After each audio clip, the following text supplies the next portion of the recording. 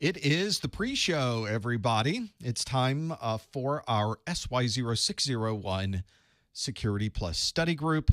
I am trying to make sure that everything is getting ready to go. We got about 10 minutes to go. We'll start at the top of the hour. Trying to, of course, before we started, I had to move things around, had to change some cables. There's always something. And deal with a few problems with any of this, but we got it going on. Hello, chat room. Hello, everybody. Thanks for being here. What do we need to do here? I need to put that on this side. Let's change that. Yep, to the stream health. Cameras currently look good. Nothing's flashing at me, but, you know, we'll see how this goes. What else? I think we're in good shape. We're in pretty good shape. Last study group of the year. Can you believe it? 2 is already asking questions. Like, first thing, am I going to cover CASP at any point? I don't know. At any point, that kind of opens the door for any time, doesn't it? For any at any point, who knows? It is on a list, but it's not at the top of the list. So that sort of tells you where it's coming from. So that's anyway. My 601 vouchers expired. You've had a voucher sitting around for a year. It says, is there any chance I can extend it? Well, that's not for me to determine. The validity of the vouchers goes back to CompTIA. I would send them a note or call them and beg and plead for a little bit of extension on a voucher, and maybe they can give you something that's kind of short term, which would be really good. That'd be pretty awesome. Lots to go on. So plenty to look at today. We have so much to go through in the study group. I've got all new questions, of course. It's all Security Plus. And then the second hour, we'll open up the phone lines and who knows what we'll be able to do. Passing Network Plus, always a good thing, Benjamin. Thank you for the super chat. Thank you for your support, and congratulations on your Network Plus. That's exciting. It's always good going into a holiday, going into some time off, and you've now scored certifications. And we also appreciate the super chat as well. Thank you for that support. And Ed says, passed my 1101 and 1102. Got my A+ using your notes and videos. Congratulations on your brand new A+ certification, Ed. Always, that's another big one. 2 exams, getting it all done. It's a tough one. So that's the idea, is to watch it, take the look at the course notes, go through the practice exams, get some hands-on, and then go ace your exam. Congratulations on that, Ed. Always good to hear when people are doing well with that. In fact, Seco says, just stopped by to pass my Security Plus last week using my videos and tests. Thank you so much. Congratulations. That's the Security Plus. I was pulling out the course notes today. They are huge. They're so big compared to the other exams. So taking the Security Plus is very different than taking the A+ or Network Plus, isn't it? So that's absolutely the way we do. Chris is taking his exam in Colorado Springs, Colorado tomorrow. So best of luck with that. Thank you for the super chat, and best of luck with your exam tomorrow too. For those of you just joining us, this is the pre-show. We aren't doing anything yet. We're just sort of chatting in the back and forth on the YouTube chat, on the embedded chat. So we're just working through all of that. And thank you so much, Chris, for the super chat. Let us know how it goes. We want to know when you pass that exam. It's always good. And Ed, thank you for the $1.99 super chat as well. Completely unnecessary and absolutely appreciate it. Thank you. We do appreciate that. We got Davina is going sort of in the other direction. Passed Security Plus 2 weeks ago. Now studying for Network Plus. This is exactly the same way I did it, by the way. I got my Security Plus first, then Network Plus, then A+. So you're following the same path that I followed. For whatever reason or another. Hey, Malk, thanks for being here again.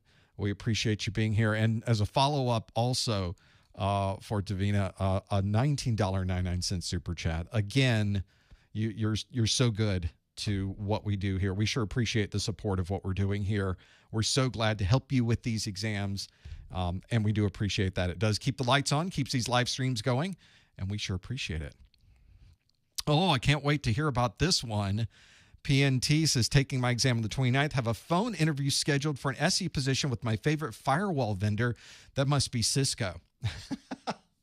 They're my favorite vendor because I pulled out so many of those and threw them in the trash can. Yes, Palo Alto Networks must be where you're interviewing. I would love to hear how this goes for an SE position. What a great place to work too. Where are you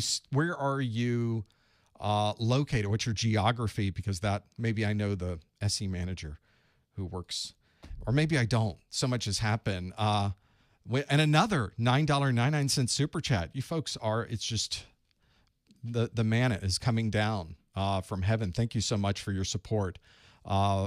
Tag Aloha. I think I did that okay. If not, we'll call you Tag. Thanks, Tag, for the $9.99 super chat as well. Everybody's doing great there. Thanks so much. We sure appreciate all of your support always.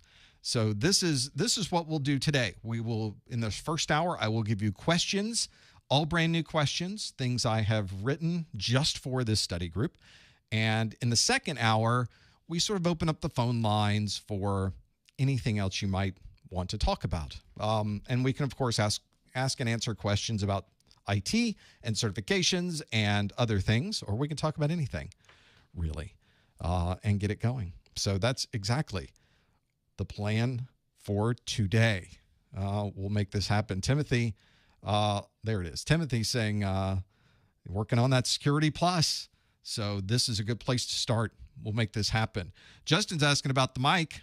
Sound quality is top notch.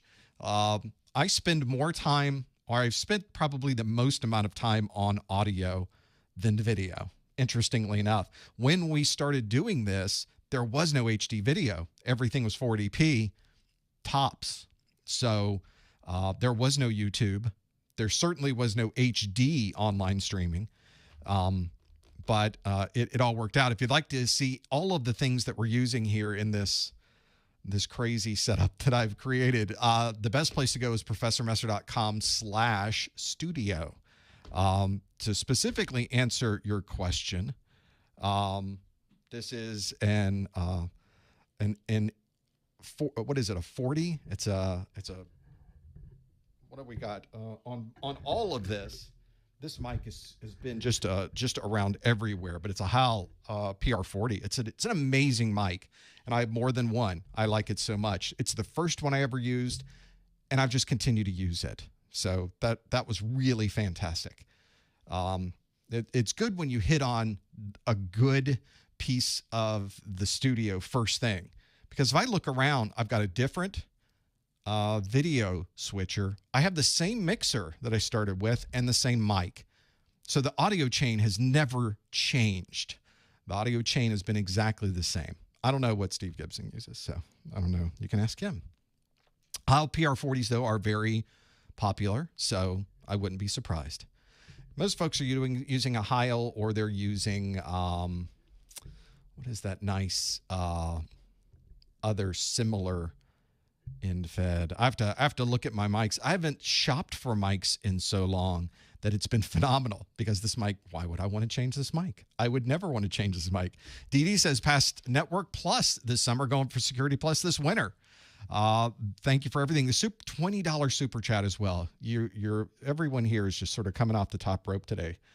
Thank you so much for your support. Congratulations on your Network Plus. Good luck with Security Plus. Hopefully we're able to help with some of that as we go through this. That will be fantastic, and we sure do appreciate all of the support you give us, both your messages about how things are going and your financial support as well. It does mean a lot to us. Thank you so much. What's my opinion on Fortinet as a vendor? I love them because I was able to replace so many of their products with people who were just over it. They were done with Fortinet, and they wanted something that was that would work consistently, and we were happy to do that. But Fortinet's they've got a product for everything. They are the Ron Popeil of network appliances. It seems like everything you would need, they've got it.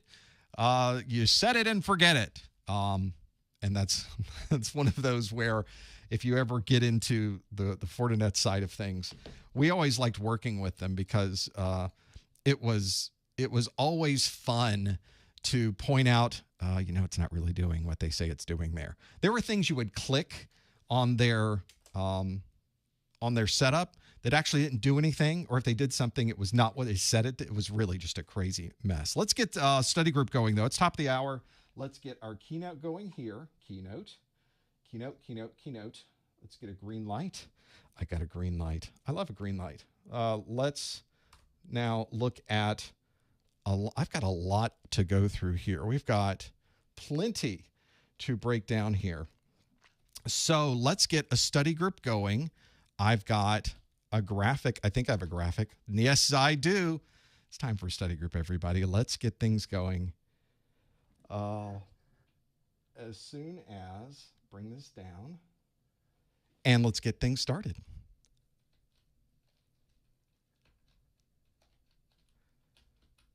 Hello, everyone. Welcome to the December 2022 Professor Messer SY0-601 Security Plus Study Group. Today, I'm going to ask you questions that come directly from the Security Plus exam objectives. We're going to see how well you do with understanding what those answers might be. That'll be our first hour. And in the second hour, I will open up the chat and we'll answer questions. Anything you might happen to have, anything going by, we're more than happy to go through. One of the things that we'll do today is really focus on Security Plus. That is, it's sort of the last day of the year kind of thing. So it would be nice to have all of these ideas about security and questions from the exam objectives. We're going to go through all of that today in this first hour. Can't wait to do that.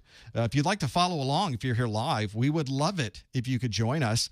You can follow along by going to professormesser.com/QA. And if you do that, I guess I should probably on my side start up the actual piece that gets the study group going. I should probably give you at Socrative.com is another way to do it. You can join us by going to room name Professor Messer or use their app for Socrative. Their app really takes you right there, but it also requires you to be able to have the student app available. So make sure you download that from your favorite app store, and you'll be able to follow along as we go through these questions. I've got a question. If you do all of that, by the way, if you pop open a browser and go to professormesser.com/QA, or you go over to the Socrative app, both ways, you will see there's a question waiting for you right now. That question asks this: which of the following would describe a key exchange occurring beyond the scope of the network? Would that be symmetric, certificate, perfect forward secrecy, hashing, or out of band? Now, if you think you know the answer, you don't want to answer in the chat room. You want to instead go to professormesser.com/QA. That's the link that is on your screen right there. And that's where you'll go to answer this particular question.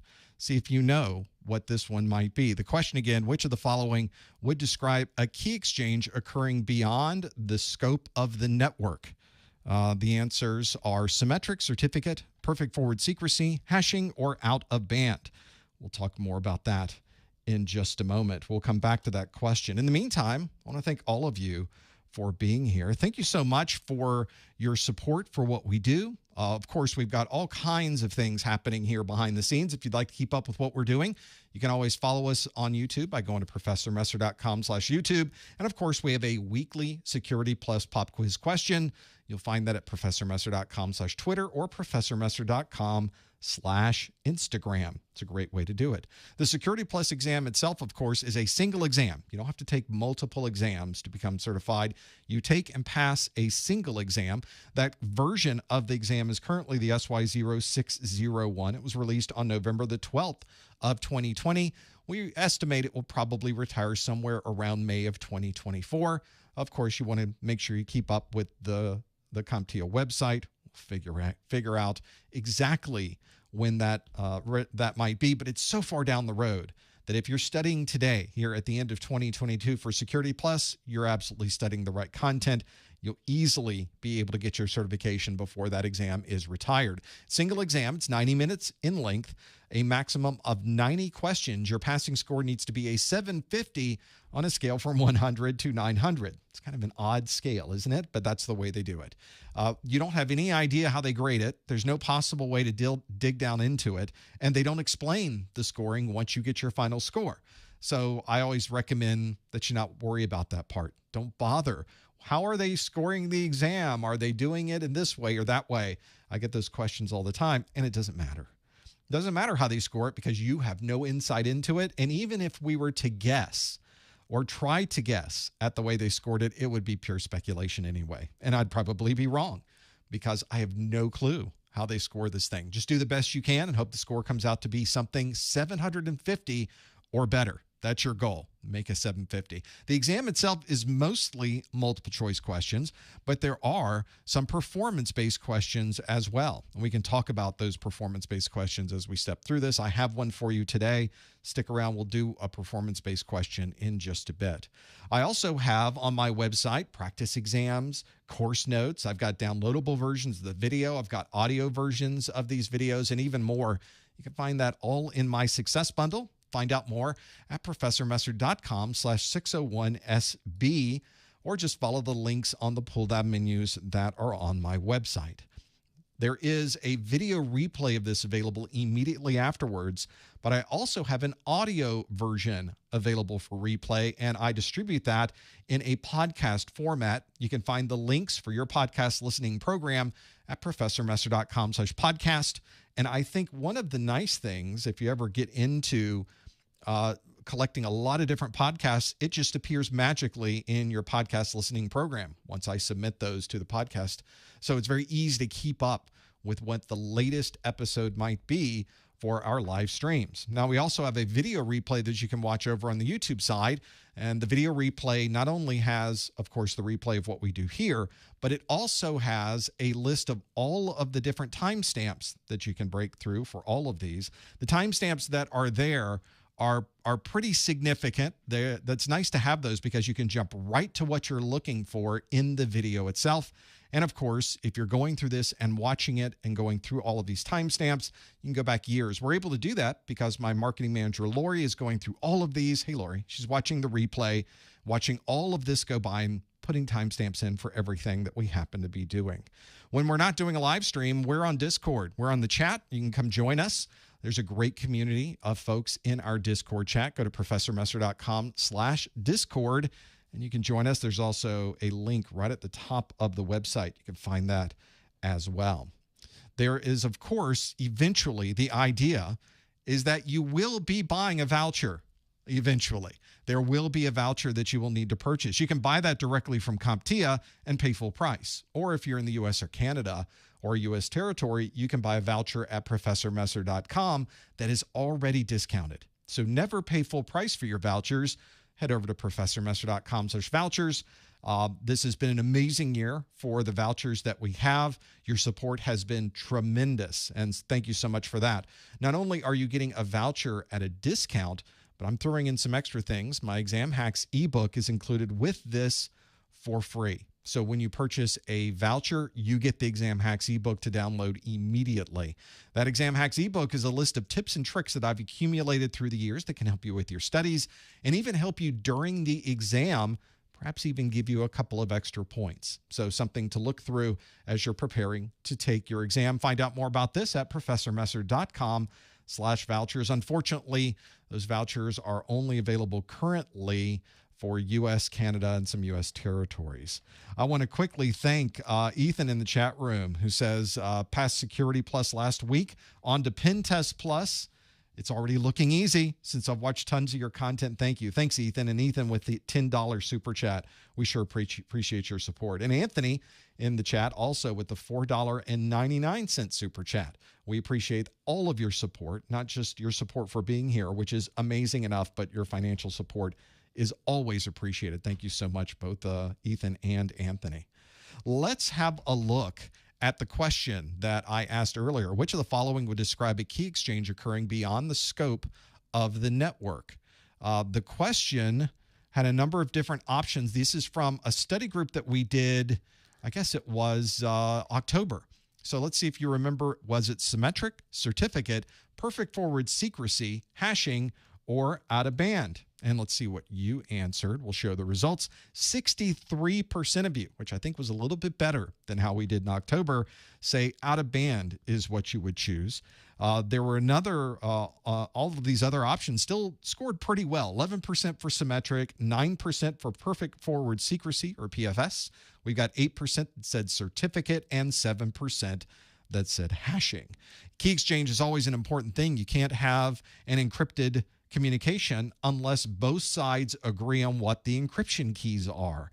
And how do you have an encryption key that both sides can agree on if you're sending the encryption key across the network? Someone would be able to see the key. So you have to find a way to have the keys exchanged without both sides being able to be tapped or having someone find that information out there. And one of the ways you can do that is simply use an out-of-band key exchange. You can call someone on the telephone and say, instead of sending this across the network, I'm calling you directly to tell you that the key is, and I guess they would read out this horribly long hexadecimal representation of an encryption key, perhaps.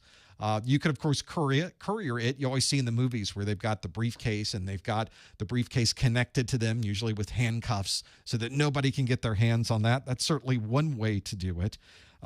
There is an in-band key exchange method. Diffie-Hellman's a good example of this, very popular way to do it, where you can create or agree to an encryption key without sending that encryption key across the network, which doesn't sound possible, but through the magic of cryptography, it's absolutely possible.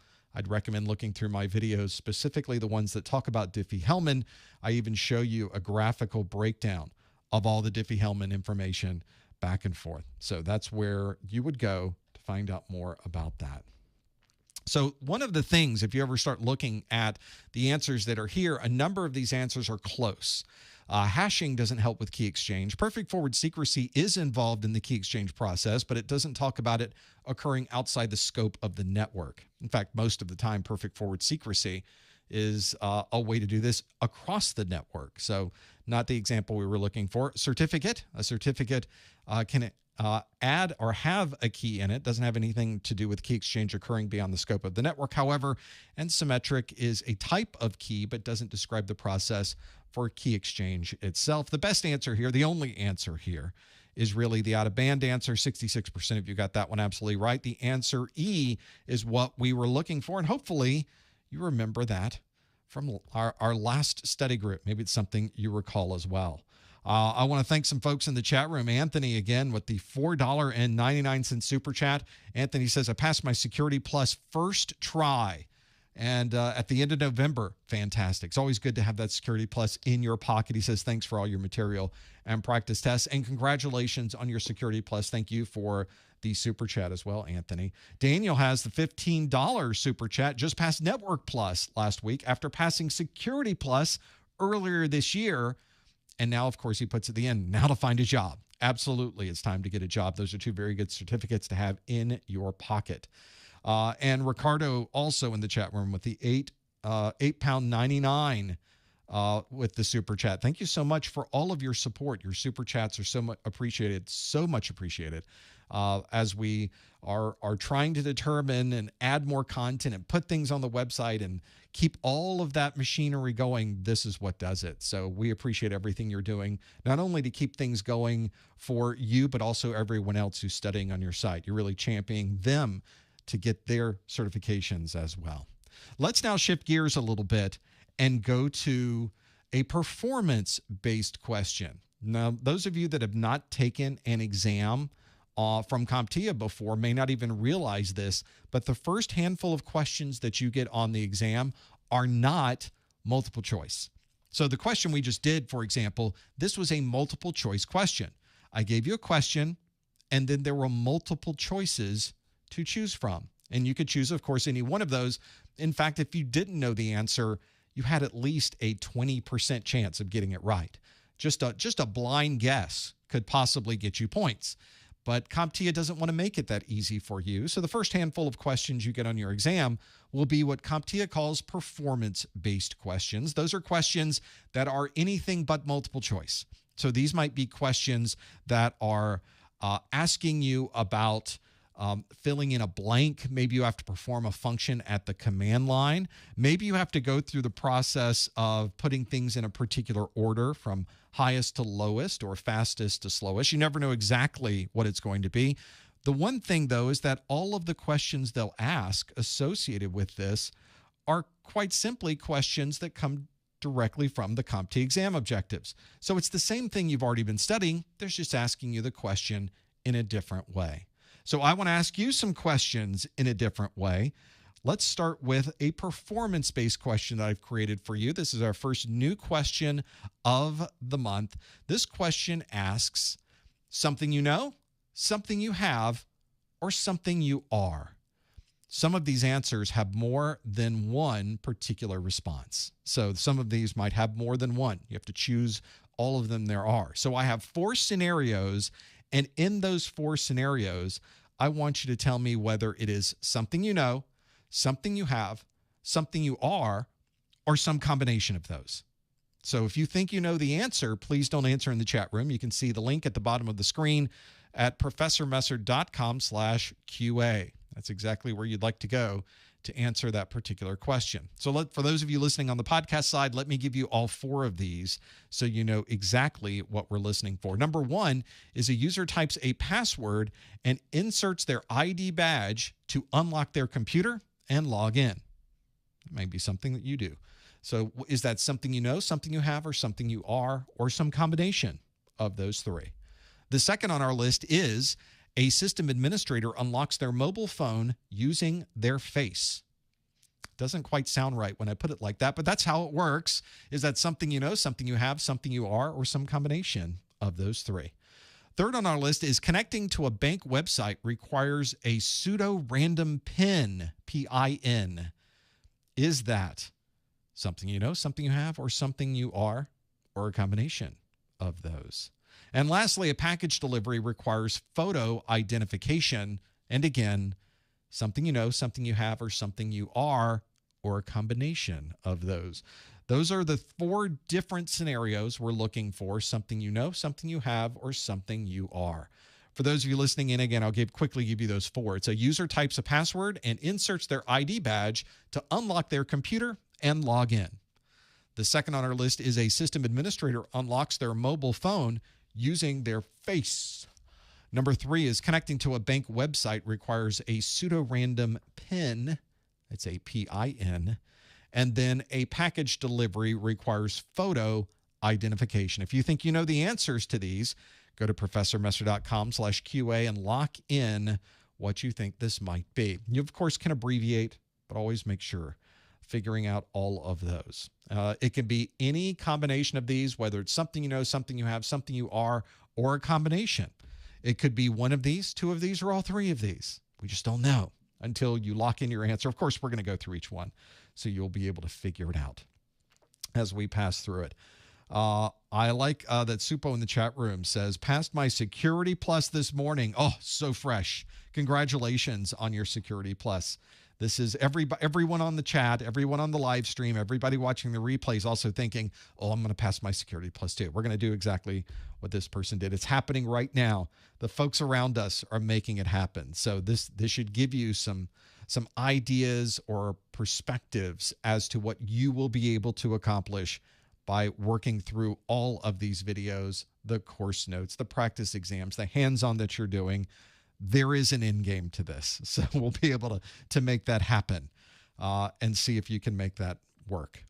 Let's step through all 4 of these scenarios and see if we can determine what this happens to be. So we're going to go through something you know, something you have, or something you are. We'll start with the very first one that asks, a user types a password and inserts their ID badge to unlock their computer and log in.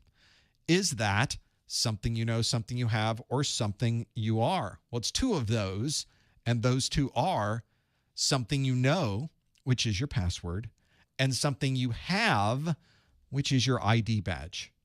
Now, if you didn't know your password, you wouldn't be able to log in. If you forgot it, obviously it wouldn't be something you knew anymore.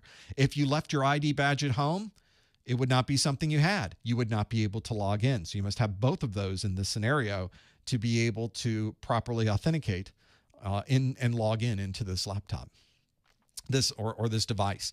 Second on our list is a system administrator unlocks their mobile phone using their face. And I don't mean like hitting it on their face. That's not how it works. Obviously, our mobile phones today look at our face. They use a representation of what they are seeing to be able to determine if it's really you that's in front of the phone. They will unlock the phone that way. So being able to do that means it is something you are. It's not something you're memorizing. It's not something you have with you. It's something you are. The phone is checking your physical representation of you to determine what that might happen to be. So the answer to number 2 is only something you are. Third on our list, connecting to a bank website requires a pseudo-random PIN. You probably have some type of authentication app that you're using. You might even have a standalone hardware piece app or hardware token generator that's giving you this. But in this case, we don't go into the details of how that pseudo-random number is arriving, only that we must have it to connect to a bank website. It doesn't ask for anything else here. It doesn't say that we need a password or anything else. We just need to connect and be able to provide that pseudo-random PIN. That means it is something you have. A pseudo-random PIN isn't something you know. You don't know it until you're able to obtain it. And the only way to obtain that pseudo-random PIN is either with an authentication app that's on a mobile device or with a separate standalone authentication pseudo-random token generation tool that's an external piece. So that is another where it's something you have with you, which is that token generation app or token generation physical dongle or device. And lastly, a package delivery requires photo identification. Is it something you know, something you have, or something you are? You have to be able to show you are who you are. So you hand someone an identification. Well, that ID, obviously, they're not going to hand the box over unless you show some ID, and that ID will be something that you have. So that is what you would do. You would use a package delivery requiring photo identification is something you have. So those are the 4 different options. A user typing a password and inserting their ID badge to unlock their computer and log in is something you know and something you have. A system administrator unlocking their mobile phone using their face is something you are. Connecting to a bank website requiring a pseudo-random PIN, personal identification number, is what that is something you have. And a package delivery requires photo identification is also something that you have because you have that ID with you. That is our performance-based question of the month. Hopefully that's given you some insight into the authentication process and being able to work through that. That's the goal. So that is the piece that you should work through. You should always work or at least have an idea of what this is. Package delivery requiring photo identification, I guess secondarily, once they have, all they said was we need an ID. They didn't say they checked the ID. They just said you need photo identification. So in that case, you have to have your photo ID with you. I guess if you wanted to kind of stretch this to be a secondary authentication that occurs right after that, then it might be something you are. But that's, you technically, if all they need is the ID, they're not checking anything with the ID, then of course it would only be something you have. And that's where we would step through all of these. Let's now shift gears back to multiple choice-based questions. The next multiple choice-based question is this one. It asks, which of the following would be the most important reason for a mandatory vacation policy? This is where we really want to get into the details of Security Plus. Is that going to be identity fraud, apply least privilege to all users, implement a clean desk policy, require at least 2 people to be present, or execute an NDA? Which of the following would be the most important reason for a mandatory vacation policy? Is that identity fraud, apply least privilege to all users, implement a clean desk policy, require at least 2 people to be present, or execute an NDA. It's kind of hard to see all of the answers there. There we go. We'll kind of stretch it there so you can see around the graphics. If you think you know the answer, go to professormesser.com/QA and lock in your answer. I think this would be a great way to do it. If you're ever in the case or you're trying to work through what these answers might be, it might be good to throw out different answers, couldn't possibly be correct, and maybe narrow it down. It's an obvious one to use when you're working through multiple choice-based questions, and all of the multiple choice-based questions that I present you with, and indeed the bulk of the multiple choice-based questions that you get on the exam will ask you for a single answer. It won't be multiple answers. You might run into a couple of questions on your exam, though, that does ask for multiple answers. So it's certainly possible that you could get some like that on your exam, but they're relatively unusual to find. Then you might get one or two popping up during an exam. It just depends on the roll of the dice. Every time you take a Security Plus exam, it's a different set of questions. It comes from a massive pool, we assume. So it must be, because everybody gets a different exam.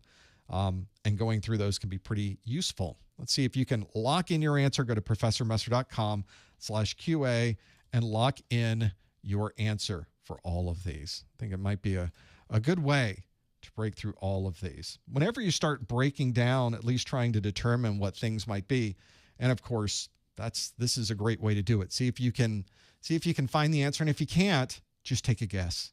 And I recommend doing that on the exam as well. And again, no answers in the chat room. Please, no hints in the chat room. You want to go to professormesser.com/QA and lock in that answer. Let's see how you did with this question. It asks, which of the following would be the most important reason for a mandatory vacation policy? Would that be identity fraud, apply least privilege to all users, implement a clean desk policy, require at least 2 people to be present, or execute an NDA? Well, we should probably think what that answer might be. Let's first see what you answered. If we show the results, we can see that 38% of you say identity fraud, 21% say apply least privilege to all users, 15% said implement a clean desk policy, 17% require at least 2 people to be present, 8% said execute an NDA. And identifying fraud got the most number of votes here. 40% of you say, well, this is how you would identify fraud, is to have a mandatory vacation policy. And it's because mandatory vacations means eventually at some time during the year, you're going to need to take a vacation. You're required to take a vacation. You can't be one of those folks that might say, oh, I don't need a vacation. I'm good. I'm just going to work hard every day of the year. But what if you were the person who is handling or doing something that was fraudulent? What if you were stealing equipment, stealing money, or causing some other type of fraud to the organization? We can, of course, take that fraud and identify it because you're now gone for a week. The person who steps into your role for the week will look around and say, where's all the money that's supposed to be here? So that's the idea. We'll get you out of the office, allow us to have someone else take over, and they would recognize if something like identifying fraud or finding that fraud would be a useful thing. That's an important idea behind having a mandatory vacation policy. Not a unusual thing for financial organizations. And in fact, if you work for a financial organization, you will notice that sometime during the year, you have to leave for a week, and they'll step somebody else into your role just to make sure that everything is going above board. There's no problems with that. We're trying to identify fraud. 42% of you said yes, that's the way you would identify that fraud, or one of the things you can do to help identify that fraud is to send someone away for a week or two. Enjoy your vacation. Travel well. We're going to make sure that you're not stealing everything from the company. It's kind of an awful thing to say, isn't it? Your company doesn't trust you. But if you're a huge financial organization, it's not about trust. It's about verification. And that's something that's important to the people that are keeping their financial assets with that company. So it goes well beyond what a company might think about you. And of course, everybody has to take the vacation. So they're not just talking about you. They're talking about everybody who handles that particular level of financial information in that organization. Pretty important. Now, having a mandatory vacation policy has nothing to do with applying least privilege. In fact, least privilege should be the standard for everybody in the organization, whether they go on vacation or not. So not what we were looking for in this particular case. 16% said require at least 2 people to be present. There are some tasks, especially in security, that might require 2 people to be present. What if you have a safe and you have to have 2 keys, 2 different people to be able to open that safe? A very common way to put that into a virtualized security world is there are some methods of splitting up or creating multiple private keys, and a set of information may only be decrypted if both people appear with their keys and decrypt that particular piece of data. One person would not be able to decrypt it. So you can split up keys that way. That's a little bit of outside the scope of Security Plus, but it's an interesting aspect of public-private key encryption. So it's really fascinating so that you can split that up so that you're still protecting the data and that multiple people have to be there to be able to decrypt and view that data. And we've got 14% that said implement a clean desk policy. Clean desk policies in organizations where you want to be sure someone simply walking by when you're not there would not be able to gain any type of information from what might be left out on your desk. That has nothing to do with the mandatory vacation policy. Your desk should be clean without you going on vacation. And a number of people that I saw go on vacation never clean their desk anyway. So not a good reason to have a mandatory vacation policy. And lastly, you have executing an NDA, a non-disclosure agreement. An NDA is an important document for keeping information private and setting a set of penalties if that information is not kept private, but has nothing to do with mandatory vacations.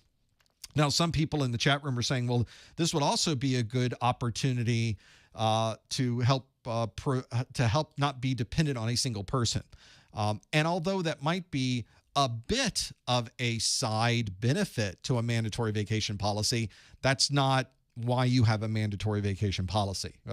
That idea, or the bus index, as they call it in the industry, is if you get hit by a bus and the bus index is 1, that's you, then the company's in trouble because nobody's able to replace that information that's in your head.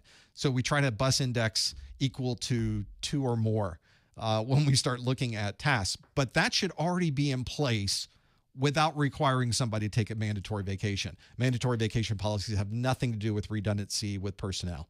It's not why we have them. So don't choose that answer on your exam because that might lead you in the wrong direction. The answer here, the one we were looking for, is to identify fraud. If you're someone who's looking for fraud in your organization, that's why we created the mandatory vacation policy to begin with. Answer A is the correct one, and 42% of you got that one absolutely correct. Let's do another question. I've got one here. I know you love abbreviations because you've told me that you just love abbreviations, so I wanted to give you one. This one asks, which of the following would be commonly found in a SIEM database? That's spelled SIEM database. Would that be usernames and password hashes, a list of all IT assets in the organization, monthly Microsoft update files, switch and router logs, or vulnerability scan results? Now, if you think you know the answer, here's your link. Go to professormesser.com/QA. Please no answers in the chat room. Please no hints in the chat room. The question again is, which of the following would be commonly found in a SIEM database? Is it usernames and password hashes, a list of all IT assets in the organization, monthly Microsoft update files, switch and router logs, or vulnerability scan results? If you think you know the answer, go to professormesser.com/QA and lock in your answer. That is the way to do it. See if you happen to know this. And a lot of people locking in their answer quick on this one. So we either all know the answer or we all got the answer wrong. I guess that's the way that works out. We'll figure it out as we go through it. What would be commonly found in a SIEM database? We should know in a moment as you're locking in those answers. A lot of people locking them in right now to figure out the details of what this question might be. See if you happen to know. If you're someone who's already used a SIEM, or you've set up a SIEM, or you configured a SIEM, then you probably know this one straight away. All of these things seem like they should be stored somewhere, so that doesn't help me either. We should have to figure out what this is. Let's see how you answered this question. Again, the question is, which of the following would be commonly found in a SIM database?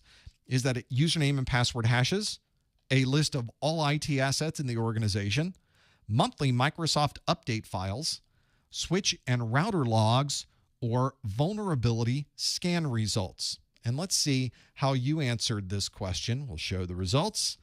And we've got kind of a two-way tie for first, don't we? 48% of you say switch and router logs. And then 37% of you say vulnerability scan results. And then we have single digits. We suddenly drop from 49 to 36%, all the way down to 8% for a list of all IT assets in the organization. 6% of you say username and password hashes. And then 1% of you say monthly Microsoft update files. So a SIM, a security and information event manager, has all kinds of information that we might store inside of it. So this is a challenge you have as an IT professional, is that you're really getting into a situation where there's a lot of data that you have to work through as an IT professional. And all of this data has to be stored somewhere. So you've got information and log files and switches. You've got routers and routing tables and event logs that are in a router, and those logs are different than the logs in a switch. You've got Windows servers. They have a completely different set of logs. You've got Linux servers, another completely different set of logs. You've got a VPN concentrator. You've got a firewall. You've got all kinds of devices out there on the network. All of them are collecting data, most of the time log files.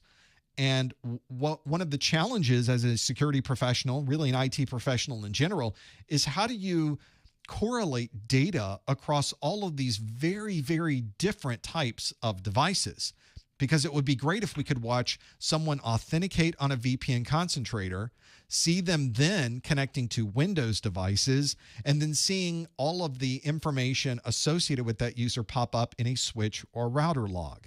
Being able to really go all the way through and step through the correlation of all of that data. To be able to do that, all of that data is going to need to be in one place. And that one place, generally speaking, for what we do in our industry, is a security and information event manager. This is what we would really store log file information, mostly logs. We usually send those logs across the network to the SIM using a standard protocol called syslog. Syslog is well understood. It's well known by all of these different devices. And although the switch is made by one company, the router is made by another company, the VPN concentrators from a third company, the firewalls from a fourth company, and all of your servers are from different manufacturers, they can all send that data in a standardized format that the SIM is able to understand, even though they all came from very, very different and diverse devices. So a SIM is usually going to be log data. Anything dealing with logs will, of course, be in a SIM. So if you answered the answer D, switch and router logs, you were spot on. That is what would be commonly found in a SIM database. Now, we had a large number, 35% of you said vulnerability scan results. Not very common to put the results of a vulnerability scan in a SIM. It's not entirely beyond the scope of what a SIM could possibly do, but it's not very common. It's very unusual, in fact, to have vulnerability scan results put into a SIM. And for that reason, that's why this particular question asked, what would be commonly found in a SIM? Sort of another way to say, what would of these answers, which one is the best answer? That's really what we were looking for. The best answer, the most common answer here is switch and router logs. Vulnerability scans we don't generally put in a SIM because we're not correlating it with anything else associating with that. But you could. These SIMs that we have today are incredibly flexible. You can put all kinds of different data in them, but not very common to have vulnerability scans. And of course, a list of all IT assets in the organization, that's not what you put into a SIM. Your log files aren't going to have that information. 6% of you said username and password hashes. We would normally never store those in a SIM. You never want to let those password hashes out anywhere beyond the scope of your authentication server or the servers where you're providing that authentication function. And then, of course, monthly Microsoft update files, they don't go in a SIM at all. They go on the distribution system that you're using to update all of your computers, which is not a SIM. There's many different products that can do that type of thing. Usually an update service is going to provide that functionality. The one we were looking for in this case was indeed answer D. 50% of you, 50, say it is switch and router logs. And you're absolutely correct. That's what we were looking for. Well done with that one. Now, one of the things you've noticed just in these very few questions that we've covered so far is that there's a lot of really different types of data that you will run into in Security Plus. Security Plus is a challenge to be able to complete because there's so much data there.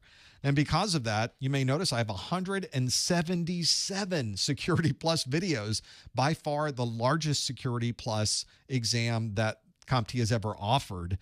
Over 21 hours of content. And I recognize not everybody has time to watch 177 videos and 21 hours worth of it. So what I did was take everything from the videos and I consolidated them into a single set of course notes. Now, obviously, they don't replace the videos. They don't replace you reading a book or getting hands-on or taking practice questions. But it's a great way to have all of that data that's in the video consolidated down into one single place. I've got a copy right here. Here's the PDF version. I've got this physical version next to me that you can get. It's just a printed copy of exactly what you're seeing on your screen now. Or there's a digital version, fully indexed, and you've got all the information, all of the graphics, all of the charts, all of the things that are important from these videos. They are right there in the set of course notes. They cover everything. They are 120 pages. That's how much of this data is everywhere. 120 pages of that is quite a bit. And of course, they're available in both the digital and physical formats, just so you're aware of those too. When you get the physical version, before I ship this to you, I immediately make the digital version available for you to download immediately. So it's almost a two-in-one type scenario. If you get the physical version, make that happen. If you already have the digital version and you'd like to upgrade to the physical version, let me know. I can send you an upgrade discount for the money you've already paid, and then you just pay the difference to get that physical version sent over to you. A nice one to do it. Find out more about this on my website. You can go to professormesser.com/601CN, 601CN. To be specific, to learn more about my SY0-601 Security Plus course notes. Let's do some more questions. We wrote all these questions. We might as well do them, right? Here's the next one on our list. Which of the following would be the best way for a security administrator to validate each system connecting to a network? The possible answers are federation, attestation, multi-factor authentication, directory services, and smart card. We sort of changed up a little bit there near the end, didn't we? Which of the following would be the best way for a security administrator to validate each system connecting to a network? Would that be federation, attestation, multi-factor authentication, directory services, or smart cards? If you think you know the answer, follow the link that's on your screen. Go to professormesser.com/QA and lock in your answer. There is a price difference between the physical and the digital versions because the physical version is printed. So there are costs to print a book. Now, that's the difference between digital and physical, I guess. But it is a nice, high-quality, heavy page, full-color book. So all of those things that you're used to seeing in the exam are right here, very clear and very easy to read. Perfect bound, as they say in the industry, like a paperback book.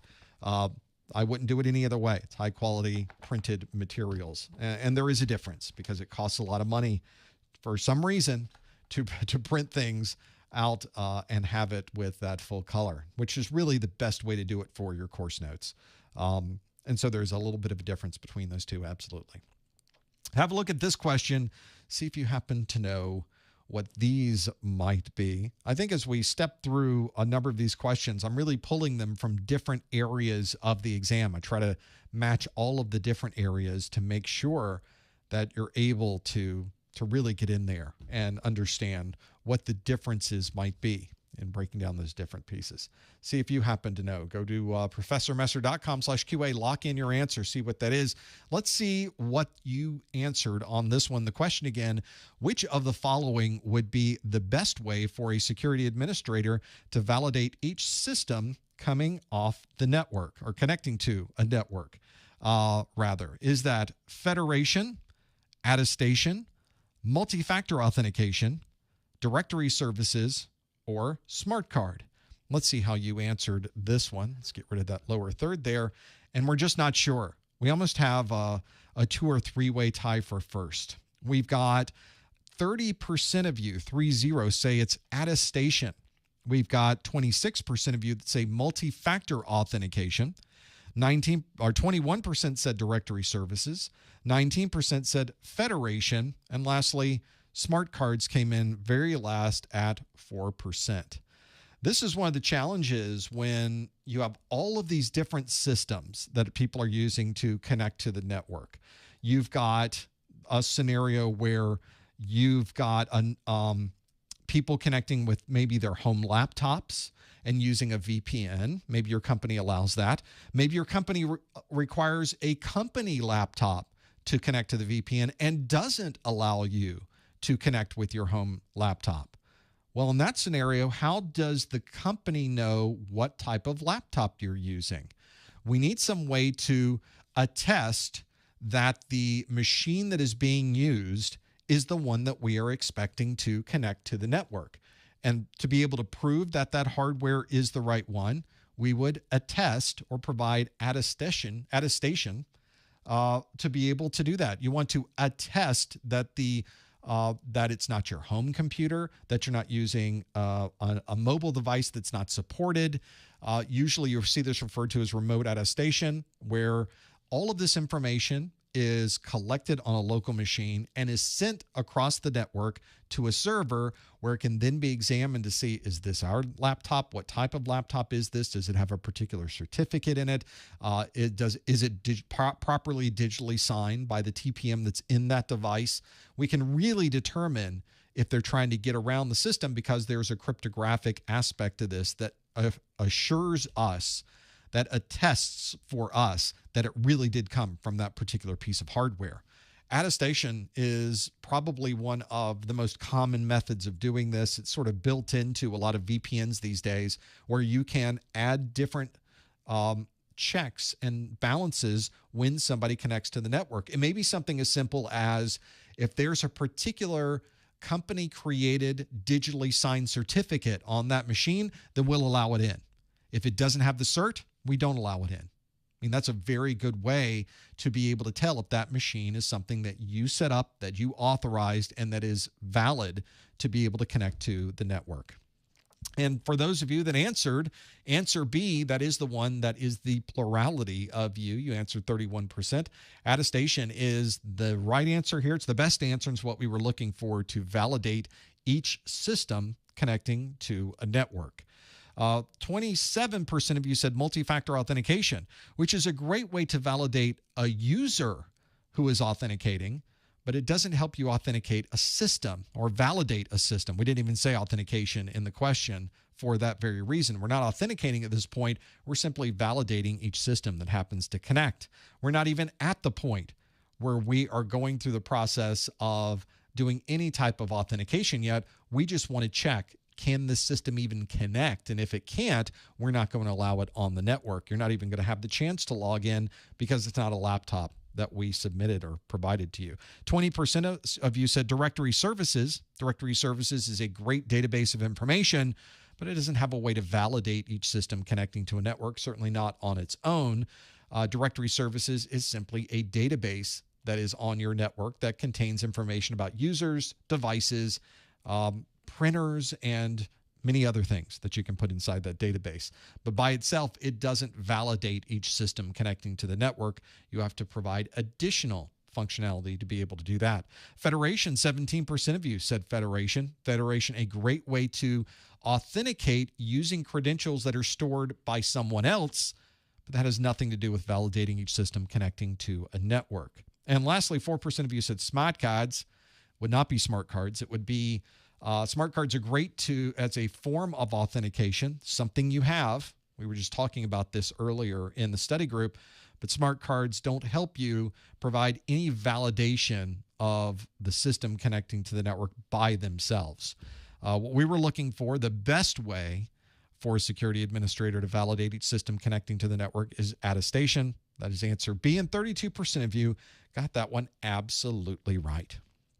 If you're watching this video for continuing education unit credit, I would be glad to send you an email that certifies that you were here for a 1-hour webinar category CEU. That CEU provides you with a continuing education unit so that you can prove to CompTIA that you've been keeping up with the latest in technologies. And if you're someone who's collecting CEUs, you want to follow this process. Go to the top or the bottom of the Professor Messer website, click the Contact Us link. On that Contact Us link, you want to put in your name, your email address. In the subject line, specify that this is the December 2022 Security Plus Study Group. And in the body of the message by itself, you want to be able to put the super secret code word of the month, SModCADs. That's what we were looking for. Mixed it up a little bit there. SModCADs is the super secret code word of the month. You want to, again, make sure you follow this process. Go to the top or the bottom of the Professor Messer website. Click Contact Us. In the Contact Us link, put your name, your email address, the subject line, put something that is December 2022 Security Plus so that I know where that happens to be. And then in the body of the message on a line by itself, please put the super secret code word of the month, Smart Cards. Smart Cards is the super secret code word of the month. That's what we were looking for.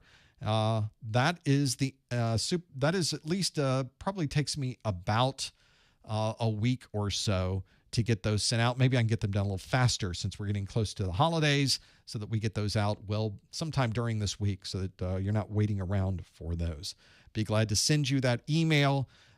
Obviously, CompTIA doesn't require you to have an email to verify this, but I like giving you that email so that if an audit is done, you've got some proof that you were indeed watching this. So be able to make that happen. We've got time for another question, so let's keep going with the questions that we have here. This next question on our list asks, a company would like to ensure an application has not been modified before deployment. Which of the following would provide this validation? Would it be HTTPS encryption, fuzzing, code signing, input validation, or secure cookies? A company would like to ensure an application has not been modified before deployment. Which of the following would provide this validation? Would it be HTTPS encryption, fuzzing, code signing, input validation, or secure cookies? You think you know the answer? Follow the link on your screen, professormesser.com/QA, and lock in your answer. See if you happen to know what this one is. All of these, by the way, are directly from the CompTIA exam objectives. They are all in the objectives. So you need to know what all of them are. As we go through these questions, if any of these answers, you're looking at it and thinking, what is fuzzing? What is input validation? What are these things I'm seeing on my screen? You should make a note of that because you want to go through and make sure you know what all of these topics are referring to, because the question you get on your exam might be about those particular topics. It's a great way to tell whether you need to study a little bit more or not. Those, again, if you don't have the exam objectives, you would have no idea. So make sure you get your exam objectives as well. I'll tell you in a bit how you're able to do that, just so I know that you'll have the process and you'll be able to get your hands on those. They're free, so they cost nothing to be able to have those. So those are pretty important for your studies and what you're doing. Let's see what you answered on this question. The question again, a company would like to ensure an application has not been modified before deployment. Which of the following would provide this validation? Would it be HTTPS encryption, fuzzing, code signing, input validation, or secure cookies? Let's see how you answered this question. 75% of you, I think that's the biggest one we've had today, say that it is code signing is what you would use. 15% of you say input validation is what you would use to be able to make sure that the application has not been modified. And then everything else is single digits. 6% of you said fuzzing. 3% of you said HTTPS encryption. And then 1% of you say secure cookies. This is obviously an important thing to know. If you're deploying an application, you don't want the application to somehow have been changed from the time that it was compiled until the time it got to you. It'd be the perfect opportunity for an attacker to put a virus or malware into this executable and once you distribute it out to your entire network, you've effectively distributed a virus. That's not what you want to have happen. So instead, you want to have something to be able to verify that what was finally compiled by the manufacturer, that when you received it, it's exactly the same, that nothing has changed from the time that it left a manufacturer. And you want to be sure that nothing has been changed and it really did come from that manufacturer so that we can really validate. You don't want somebody to, in the middle, an attacker to grab this, rip off the validation, put their own digital signature on this particular executable, and then send it to you. That's not what we're looking for either. So the application itself can be digitally signed by the manufacturer or the developer of the application. This is commonly using asymmetric encryption. So they have a private key. They sign it. They digitally sign it the same way that you might digitally sign information that you're sending to someone. And then you're able to check that digital signature. You're able to validate the certificate that it really did come from Microsoft.com or Adobe.com or Cisco.com. You're able to make sure that's where it originated, and it validates that nothing has changed with that code that you are now installing onto the system. If this certificate did not validate, or it validated with a different person, maybe the attacker's certificate, then the code signing process fails. And when that happens, you know something isn't right with the executable that you received. This program has been modified. Something is different with the certificate. It did not validate. Therefore, we're not going to install it on our network. We're going to assume that something has happened, and we're going to contact the developer of the application to find out more about that. Pretty important. Code signing is what we were looking for. 76% of you, indeed. Code signing is exactly what you were looking for. As you go through all of these, you have to not only know the answer to these, but as I mentioned, you could get questions on your exam about these other topics. Of course, you've got 14% of you that said input validation. As you are using an application, you certainly want that application to validate any input that may be going in, because an attacker may be able to circumvent the application by putting in something, maybe extending it beyond what the application was expecting, or putting input in the application that it wasn't expecting. Input validation is an important part of that, but at that point, the application's already installed. That's well past what we were talking about here. We're trying to ensure an application has not been modified before it is deployed, before we even start using it, and input validation does not provide that. 6% of you said fuzzing. Fuzzing is a way to test or to attack an application by simply feeding it a lot of different random garbage and see what the results might be from that application. It may be a good way to tell if an application really is doing the proper amount of input validation by performing this fuzzing test. 3%, and by the way, fuzzing doesn't help you understand if the application has been modified before it has been deployed. It's only a way to help maybe find a vulnerability in the application. And that's very different than knowing if the application has been changed. We've got 3% of you that said HTTPS encryption. Again, that is an encryption across the network. That has nothing to do with ensuring an application has not been modified or changed prior to the deployment of that application. And lastly, secure cookies, which we certainly hope they are, but they don't help us understand if an application has been changed. The only answer here that really helps us is answer C. Code signing is what we were looking for, and 76% of you answered code signing. We creeped up a little bit there. It started low and then it creeped back up again. So you must have caught on as we were going through this. Indeed, that is the right answer and exactly what we were looking for. Now, I know it's top of the hour, but let's do at least one other question here. I think it'd be pretty good to try to get one more squeezed in, sort of an beyond the scope. We'll see if we can do with this. This is a question specifically about using some of the tools associated on the Network Plus exam. This question asks, a security administrator is using the harvester. What type of information would they most likely be harvesting? Would that be open port numbers, plain text authentication, unpatched vulnerabilities, active IP addresses, or publicly available information? A security administrator is using the harvester. What type of information would they most likely be harvesting? Is it open port numbers, plain text authentication, unpatched vulnerabilities, active IP addresses, or publicly available information? If you think you know the answer, go to professormesser.com/QA and lock in your answer. Yeah, this is not John Deere we're talking about. It's not International Harvester. This is that's where I grew up. That is not what we're talking about here. We're talking more specifically about one single word, the harvester. I tried to say it fast because there's no space in there. The harvester. The harvester. The harvester. One word. Obviously, the harvester is something you have to know. It's in the exam objectives. You have to be familiar with it.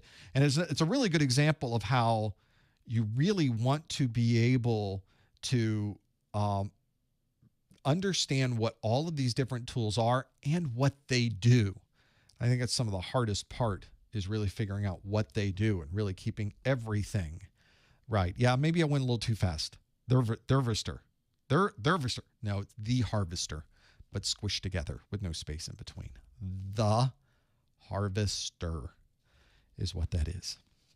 For those of you on the podcast side who can't see the specifics of this, have to figure out what this answer might be. Lock in your answer. Go to professormesser.com/QA and be able to lock in what you think that answer is as we go through it. This is a pretty good one. There's a lot of tools you need to know in Security Plus. They added a lot in here, so I think that's a pretty good one to know as you go through the details of this. So, what in harvesting is security specific? That's a really good question. I guess it would be whatever this question is. You're sort of a circular question here. Now we're back to this question and figuring out the details. See if you happen to know what it is. See if you're familiar with it. Go to professormesser.com/QA. Let's see how you answered this one. The question again is, a security administrator is using the harvester. What type of information would they most likely be harvesting? I'm assuming if they're using that. Would it be open port numbers, plain text authentication, unpatched vulnerabilities, active IP addresses, or publicly available information? And again, we're a little torn on this one. 43% of you say it's publicly available information. 25% of you say open port numbers is what that will get us. 15% said unpatched vulnerabilities. 10% say plain text authentication. And then 7% said active IP addresses. We almost had 5 different ones in being able to break this down and what it might be. That is, at least when we start looking at this, an important consideration. Let's see what these happen to be and working through them. Obviously, the harvester, all one word, allows you to gather OSINT. OSINT, of course, being open source intelligence. Just a fancy way of saying, if it's on the internet, we will find it. If you've, it's whatever, before they date you, they get the harvester out to try to find all of the information that might be out there and working through it. That's exactly what we were looking for here. So it's going to go to Google. It's going to go to Bing. It's going to go to Alta Vista. It's going to go to, maybe not Alta Vista. Maybe it's not going to go to Jeeves, but it'll go to Google or Bing. It'll find information about what we're looking for. Maybe we give it a name. Maybe we give it a domain name. Maybe we're looking for a specific fully qualified device. Maybe it's an IP address, or maybe it's just for something very vague, specific to a particular organization. Then we need to find out, maybe we'll go to LinkedIn. So we're looking at a particular company or a particular fully qualified domain name. Now let's go to LinkedIn and find everything there. Maybe find out everybody who say they work for this company. What are their names? What are their titles? Is there any contact information? We'll pull that down as well. And of course, we may want to perform a brute force of a DNS. Maybe go through and look for information about certain hosts that may be on a DNS server. So we'll try mail dot the name of that fully qualified domain name. We'll try server one. We'll try images dot the name of that domain. So you can try a lot of different well-known options. We'll send those off to DNS and see if we get a response back. You might be able to find a server that normally would not be visible, except you hunting through and finding it in a DNS record. Exactly what you would need. Now, why would indeed an IT administrator need some type of open source intelligence? Well, you probably wouldn't, generally speaking, but someone might be doing that to you, and you will need to know, what are they seeing? If there was an attacker that was looking for any information associated with ourcompanyname.com, what would they find? Would they find information on LinkedIn? Would they find it on Facebook? Would they find information? Yes, they would. They're going to find something on your company, but what is out there? And is anything that's out there, could any of that information be insecure? Maybe it's something we don't want to provide publicly. That would be important, especially if somebody's trying to find servers, names of devices, and things you don't want to be public. That's a great way to do it. So the Harvester is a great tool to be able to provide that. If you want to see more about that one, you can go to that video. It's 4.1, Reconnaissance Tools Part 2, to be able to find out more about the Harvester and other tools that are available to use, or you should certainly know about as well. So if you are one of the folks that answered publicly available information, that would be your open source intelligence, 45% of you got that one absolutely right. Open port numbers are not commonly something you would find being publicly available. Normally, you would need to perform your own port test to be able to identify a port number. So you would do your own port scan using Nmap or a similar tool to be able to see what ports might be open on an individual device. We have 15% of you that say unpatched vulnerabilities. You would need to run your own vulnerability scan. The result of unpatched vulnerabilities is probably something no one knows about, so it would not be something publicly available either. You would need to perform that test yourself to be able to find the unpatched vulnerabilities on a particular system. 9% of you say it's plain text authentication. Boy, that's bad. You never want plain text authentication. Certainly you would not find that. You would normally not find any authentication information using the Harvester. One of the things you could find on a Harvester is the style of email addresses they use. Maybe it's first name dot last name. Maybe it's first name, last name put together. Maybe it's first initial, last name. Well, this will help if you're trying to find somebody in the organization or to send some phishing attempt to somebody in the finance department. Now that I know their email format, I'll go to LinkedIn, I'll find the CFO, there's the CFO, or maybe who works for the CFO. There's somebody in accounting, and now I'll send that accounting person an email to try to fish information out of them. See, all this works together. We're kind of gathering all this open source information and using it against them. And then lastly, 8% of you said active IP addresses. Usually you don't see active IP addresses as part of an open source content. Usually you would have to find that yourself using something like Nmap. Port scanning devices can certainly provide information about what IP addresses may be active for a particular device. You know, unless you're like me, where I have a reverse proxy in front of my web server, so you never see the IP address of my web servers. There's some ways to get information even then, but this is one where it would not be part of an OSINT tool or anything dealing with open source intelligence, and certainly not the Harvester. That's not what we would most likely be harvesting. We would be trying to find publicly available information. And indeed, 45% of you have decided, yep, that's the right answer. That's what we were looking for, is that publicly identifiable information, where we wanted to get that there. I have one more question for you. This last question, though, is one that comes directly from my Security Plus practice exams. Some of you may already be familiar with my practice exams. On the internet, it's really difficult to find a good set practice exams. Very often, the practice exams I see on the internet contain information that's no longer in the Security Plus exam, or the questions themselves are vague, difficult to understand, and ultimately are not the style and tone of the questions that you might get on the actual exam. So one of the things I did was write my own set of practice questions. I have this practice exams book, 380 pages. It has 3 full 90-question practice exams inside of it, along with detailed answers for everything that you will find on every single question. I have both performance-based questions and multiple choice-based questions in this book. Plenty to go through. And in fact, I have a question from the book that we can go through. I've got one that I've been working on here, question A17. So here's maybe our last question of the study group. This is, which of the following would be the best way to provide a website login using existing credentials from a third-party site? You might know this one if you were listening in earlier. Is it Federation, 802.1x, PEEP, or EAP Fast? And with all of these questions that are in my book, you can simply click or you can go to page 33 manually, or since you have the digital version here, you can simply click it and it will take you to page 33, which has a list of all of the answers, A, B, C, D, for everything. But most folks, I think, would like the details, and that's page 55.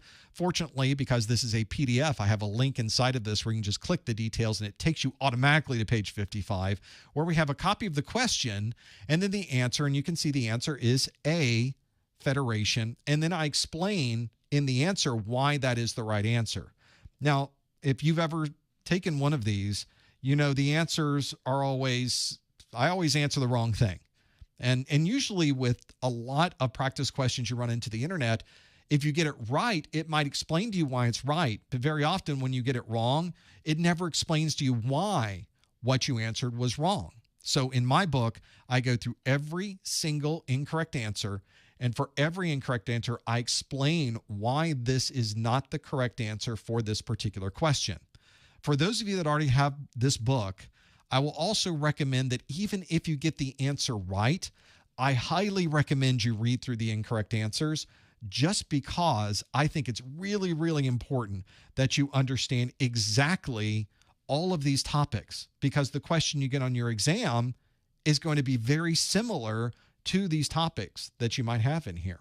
So you never know what might pop up on the exam, and all of the questions and answers in this book are in the exam objectives. I very rarely give you an answer that somehow isn't part of the Security Plus exam. That doesn't help anyone. I also have on this book, if you didn't understand the question, you don't understand why, what are you talking about?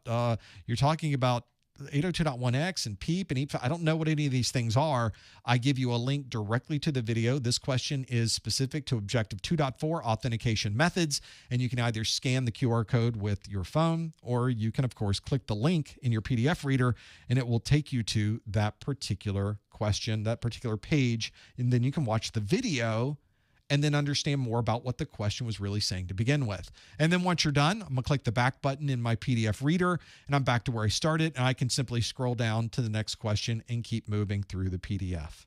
That is my set of practice exams for Security Plus. That might be something that can help you with your practice exam studies. And if you'd like to see more, you can find it on my website at professormesser.com/securitype. As I mentioned, all of the information we got in our questions today, in my practice exams, in my course notes, and all of my videos come directly from the CompTIA exam objectives. These objectives are free. You can download them directly from the CompTIA website. They are an extensive list of exactly the topics that will appear on your exam, or certainly a sampling that will appear on your exam. It obviously is not going to ask you everything that's in this list, but everything on the exam comes from this list. So that's the important part of this. People often say, I've been studying. How do I know if I'm ready to take my exam? Well, I know immediately if we don't know, then you haven't downloaded the exam objectives yet. And that's my response is go get the objectives. They are a great checklist. Go through everything. And if you can explain every bullet to yourself or to someone else, then that's good. You can put a check mark on that one. If you can't explain that bullet time to circle it. That's another topic that you need to study before booking and walking into your exam. Those are free. You can find links over to the CompTIA site by going to professormesser.com/objectives, or simply type into your favorite search engine, CompTIA Exam Objectives. It'll take you right to the page, and you can download those directly from CompTIA. I highly recommend you always download the latest set of objectives directly from CompTIA. It's the best way and only way to know if you're getting the most updated list of objectives. Sometimes you'll find some old stuff floating around the internet. You don't want to study from old materials. I'll also let you know that we do one of these study groups every month. This is our last live study group of the year, not of the 12-month year, but of the calendar year 2022. We'll do another study group, though, next month. Stop back in January. We've got A+ study groups on the 3rd and 5th of January, a Network Plus study group on the 11th, and we have a Security Plus study group on the 18th. Of course, while we're not having a live stream, we're always in Discord along with other folks. It's a great way to keep up with what other folks might be doing and find out what they may be working on with their studies. Some great study materials there, some great folks doing questions back and forth, a great community all together. Follow us on Discord at professormesser.com/Discord. Well, stick around, although I'm not asking you questions anymore. It's time for you to ask me some questions in the after show. Of course, you can find us on Twitter, Instagram, YouTube, LinkedIn, Discord. There's some others in there too. Simply type in professormesser.com/ and the name that you would like to find. If you enjoyed some of the questions we had today and you learned something, I'd love it if you give us a thumbs up. It really does help us quite a bit. I have meetings with my folks at YouTube all the time. Those representatives are always looking at video views and are people liking the videos, and are you doing the right thing? They help me along with that, and that's the only way we can get feedback from you is through that like. So I appreciate everyone who provides us with that free bit of feedback by giving us a thumbs up. Don't forget about our discounted vouchers and the Exam Hacks ebook that comes with that for free. Go to professormesser.com/vouchers. And of course, the course notes and practice exams are on the website as well. Stick around for the after show. We got a lot more coming up. People can ask questions. We'll do a lot of other things. We appreciate you being here in this first hour. Thanks for joining us. And we will see you again on the Professor Messer Security Plus Study Group.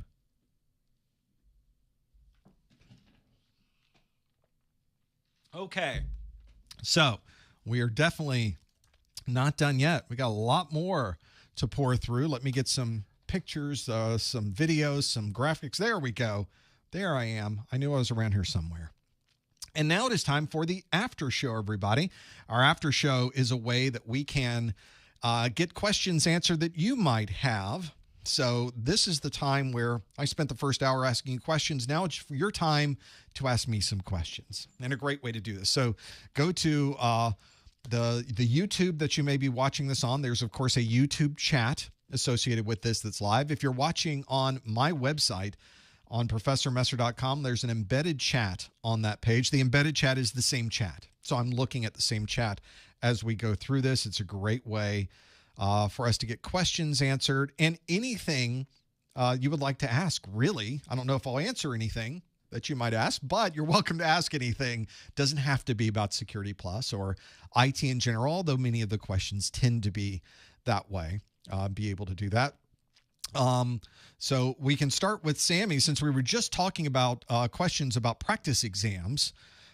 Sammy asks, are the A+ exams out yet? I'm not sure which exams you're talking about out yet. There are, of course, 2201101 and 2201102 A+ practice exam books available on my website. Those are the latest ones. They've been out for a number of months.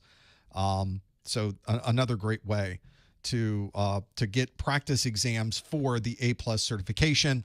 Yeah, everything's updated for A+. So no more update, thankfully. You don't have to worry about waiting for anything for A+.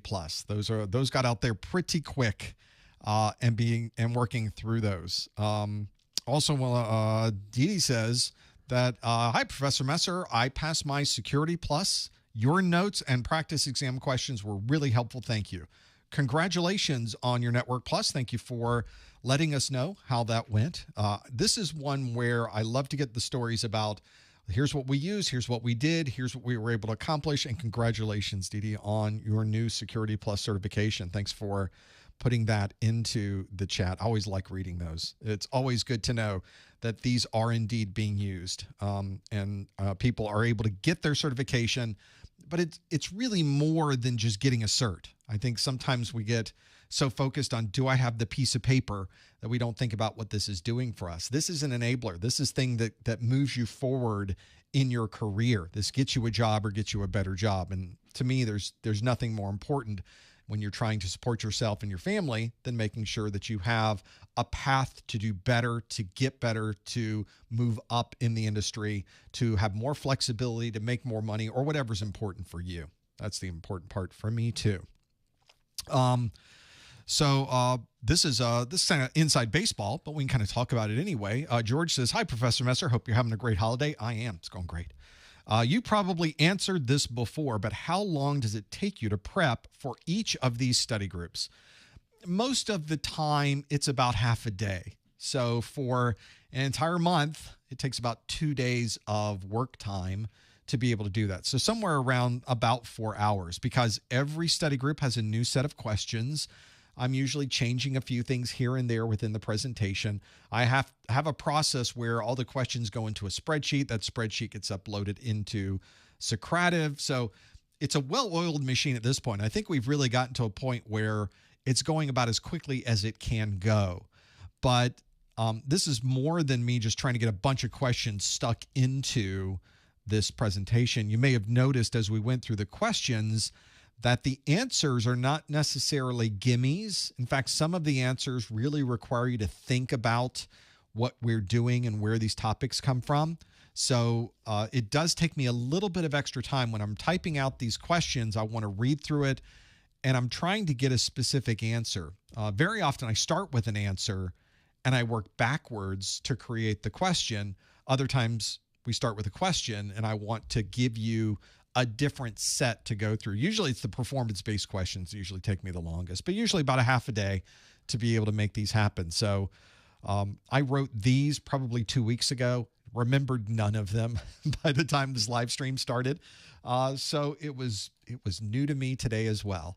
As we were stepping through, I sort of remembered as we were going through them, like, oh yeah, that's right. I remember writing this question. That's just sort of the nature of the beast. Sometimes I'm writing these questions a month early because there were some questions you didn't see. We had some left over at the end. That's by design, because if something happens and I need to skip a question or change things around, I need some extras to kind of cover my bases. But those we didn't use will show up next time. So I wrote those this month, so it'll be a month later. That's how I don't remember them. That's just sort of how it works. And trying to work that through. There's nothing magical. It's just sort of working through all of these questions and getting them done. It does take a while to make that happen. All right. Finally, we're coming up with the important things. Finally, we're at the point in the study group where the really life-changing questions show up, like this from Habib, who says, "What's your favorite morning drink?" Well, that would be single malt scotch, of course. I'm a coffee person. I'm a coffee guy. I need my 2 cups of coffee. We get in the studio. I send out some vouchers. I'm sipping on the coffee. By the time I get to the second cup of coffee, okay, now we can write some questions for the next study group or do whatever we're doing to make that happen. But I'm definitely a coffee person, not a tea person generally. I guess that's sort of the nature of if you're in the United States, we're more coffee folks. We're a lot of coffee drinkers here. And thank you.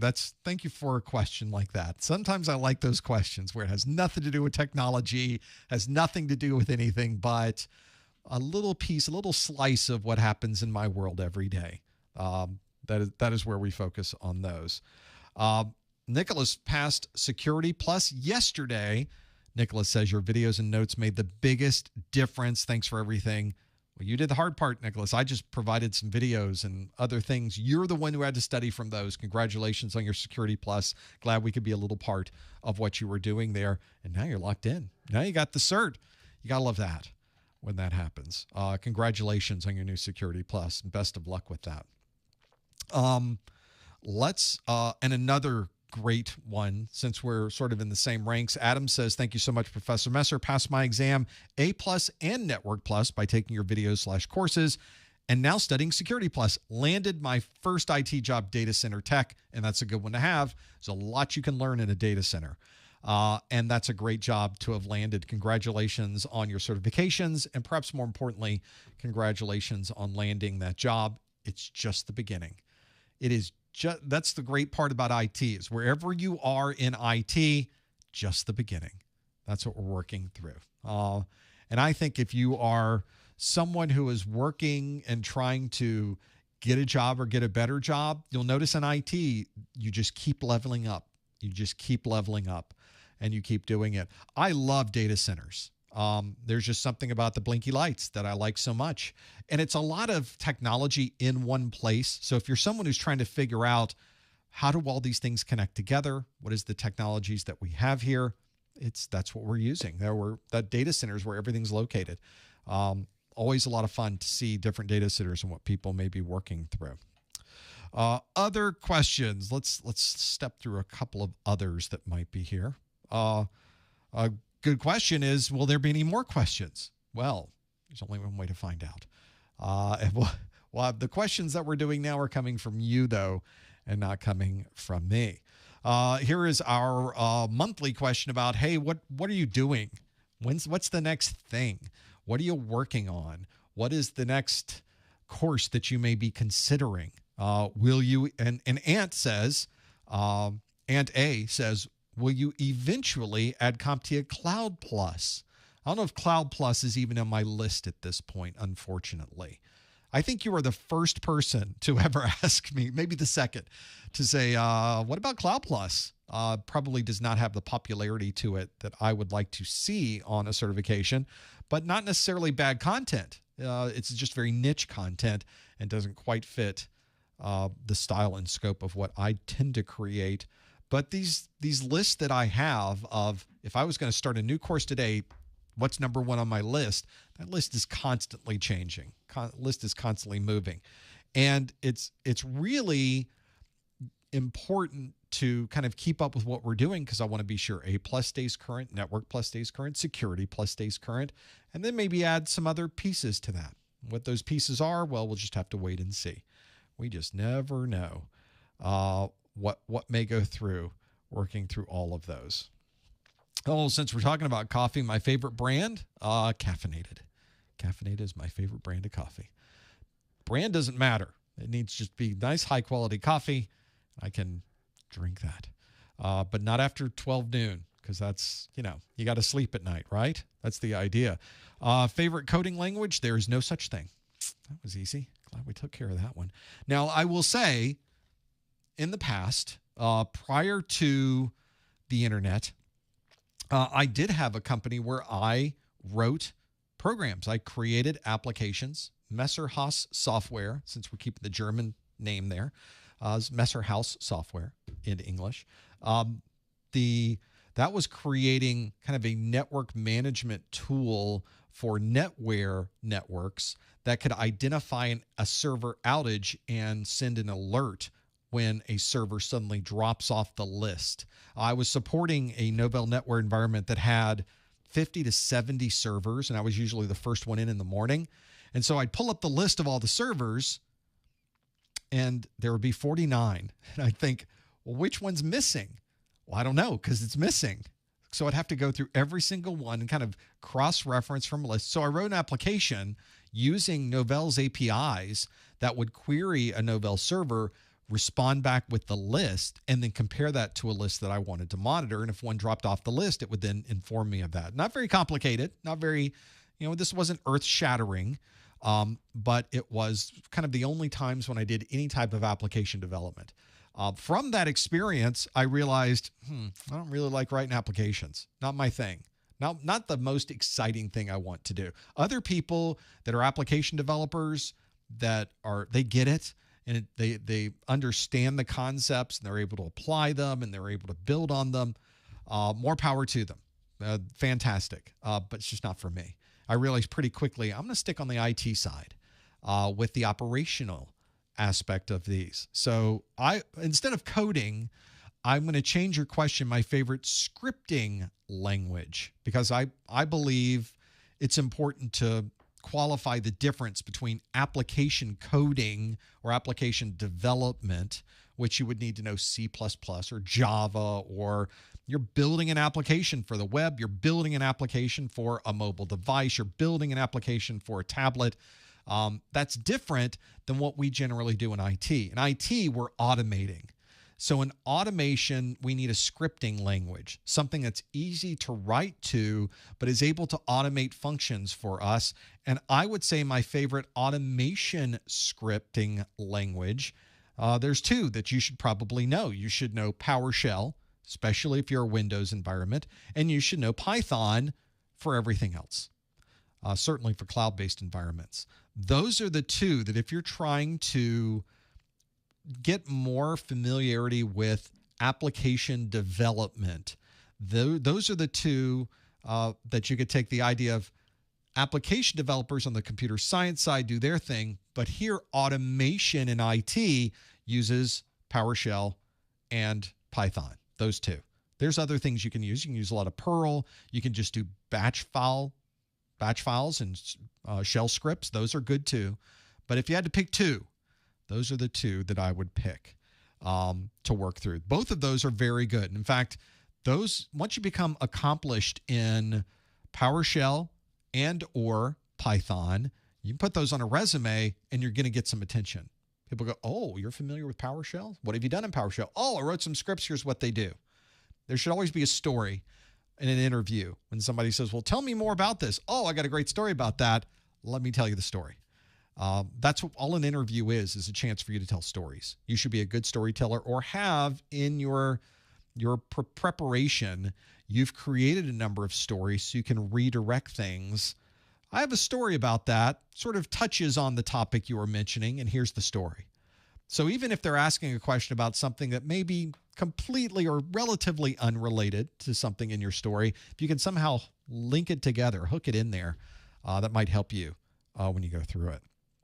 So I think that's another great way to work and understand what you need to know when you walk into an interview. And I think knowing PowerShell, knowing Python, those are two very valuable skills that, by the way, will help you for your entire career. So it's certainly not a waste of time. Those are the things that are really, really going to help you. Other questions. This is a good one we can kind of touch on, because it kind of work through what this one is. Hey, professor, passed my security plus using your materials. I have an AS degree in cybersecurity. Have no IT experience yet. Should I try the CySa plus or go back to obtaining my network plus first? Well, I guess the question is going to be, what do the employers want you to have in your area? This is very different than it might be somewhere else. Every geography kind of has their favorite certifications. For example, if you are located in the Washington, D.C. area in the United States, so you live in D.C., in Virginia, and Maryland, in that area, you'll notice that a lot of the employers want you to have Security Plus. They don't even necessarily care if you have A plus or Network plus. At a minimum, they want you to have Security Plus. But if you go to Dallas and you're working there, you may find there are different certifications that people would like you to have in that particular neck of the woods. In that state or in that area, in that geographic area, there might be an emphasis in A plus or Network plus, or they may say Security Plus, but you don't know unless you do that research. And you have to do research to know what that's going to be. Why wouldn't you do the research? Why would you go through an entire process of studying and taking a certification without knowing if that's actually going to help you? So that's the important part, is you want to create a set of knowledge, a knowledge base for yourself that matches what employers are looking for. I'm assuming in this case that that's the point of what you're doing. Some people watch these videos and get certifications just because they want to be more familiar with the technology, which is great. But I think the vast majority of us are looking to get a job or get a better job. And therefore, we need to first start with what are people looking for, and then figure out, maybe they want a Microsoft certification. Maybe they would like a Cisco certification, or maybe they'd like an A plus or Network plus certification. The only way you would know is if you did that research. So I highly recommend you go through the process of looking through that research. Incredibly important to be able to find and focus on the things that are important. Let's do some more questions. Here's a pretty good one. How long does it take to complete the CompTIA A Plus and CompTIA Network Plus? That will depend on the individual person, because some people already have experience with hardware and operating systems. Some people already have experience with networks. And so for them, the entire study process might be a number of weeks. They might be 2 weeks and they're ready to take the exam. I have seen this where people are able, well, I already got knowledge in Network Plus. Let's just see the Network Plus exam objectives. Okay, let me study a few things that I don't know about, and now let's go take the exam. Took them 2 weeks. But I would say the average for most folks taking a single certification exam is somewhere around 2 to 3 months. So for A Plus, that means 4 to 6 months. For Network Plus, that means 2 to 3 months. Because it's a single exam for Network Plus, and probably the same for Security Plus as well, about 2 to 3 months. And of course, that will depend on things you already know. Is my video content enough to pass the exam? Well, that's up to you.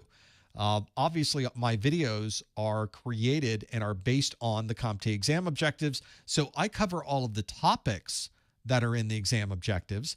But I always tell you that why would you ever rely on any single source? Why wouldn't you get a book? Why wouldn't you get some practice exams? Why wouldn't you do some hands-on? There's a number of different things you can use to help train you on what you need to know. People have exclusively used my videos to take their exams and pass them, but I don't necessarily think that that is your best practice. I think the best practice is to surround yourself with as many different study materials as possible and use all of them together to be able to learn what you need to know for that exam. Let's do some more questions. Let's say the question here is, do I have discounts for CompTIA bundles, and do I recommend the CompTIA practice product? I don't have discounts for bundles necessarily, but I do like the CompTIA practice. I like the CompTIA learn. I like the CompTIA all of those CompTIA products, and I do have discounts on those CompTIA products on my website for people that are interested in those. It's on my website under the section. Each pull-down menu has a section for recommended study materials, and it's in the list of recommended study materials. So on my site, you can purchase CompTIA Practice for Security Plus for less than going to CompTIA's website and purchasing CompTIA Practice. And I bundle together some of my training materials with that, so you also get course notes for free. Well, with CompTIA Practice for Security Plus, you not only get CompTIA Practice, you also get my practice exams book in digital form, and that just comes for free. And all of it is discounted to be less than what you would pay on the CompTIA website. So that's just sort of a bonus for you. CompTIA was foolish enough to make me a CompTIA partner, so I'm passing those savings on to you, as they say, on my site. So save you at least a little bit of money if you get to that point. Other questions that are here. Let's just keep going through the list and see what other things might be available here. So this is a pretty good one. Sort of speaks to something. Well, we'll talk about what it speaks to. It's also, hello again, Dee. Please, can you give me any tips on how to build my resume for an entry-level job in cybersecurity? Secondly, how do I build a home lab for personal experience? Thank you. There's a couple ways to do this. I have a series of videos, a series of 2, I guess, if you wanted to be specific. I have 2 videos. The first one is 5 reasons your resume keeps getting rejected. And the second is 5 more reasons your resume keeps getting rejected. Those 2 videos, very short, but they talk about 5 important aspects of writing a resume and what's important to go into that resume.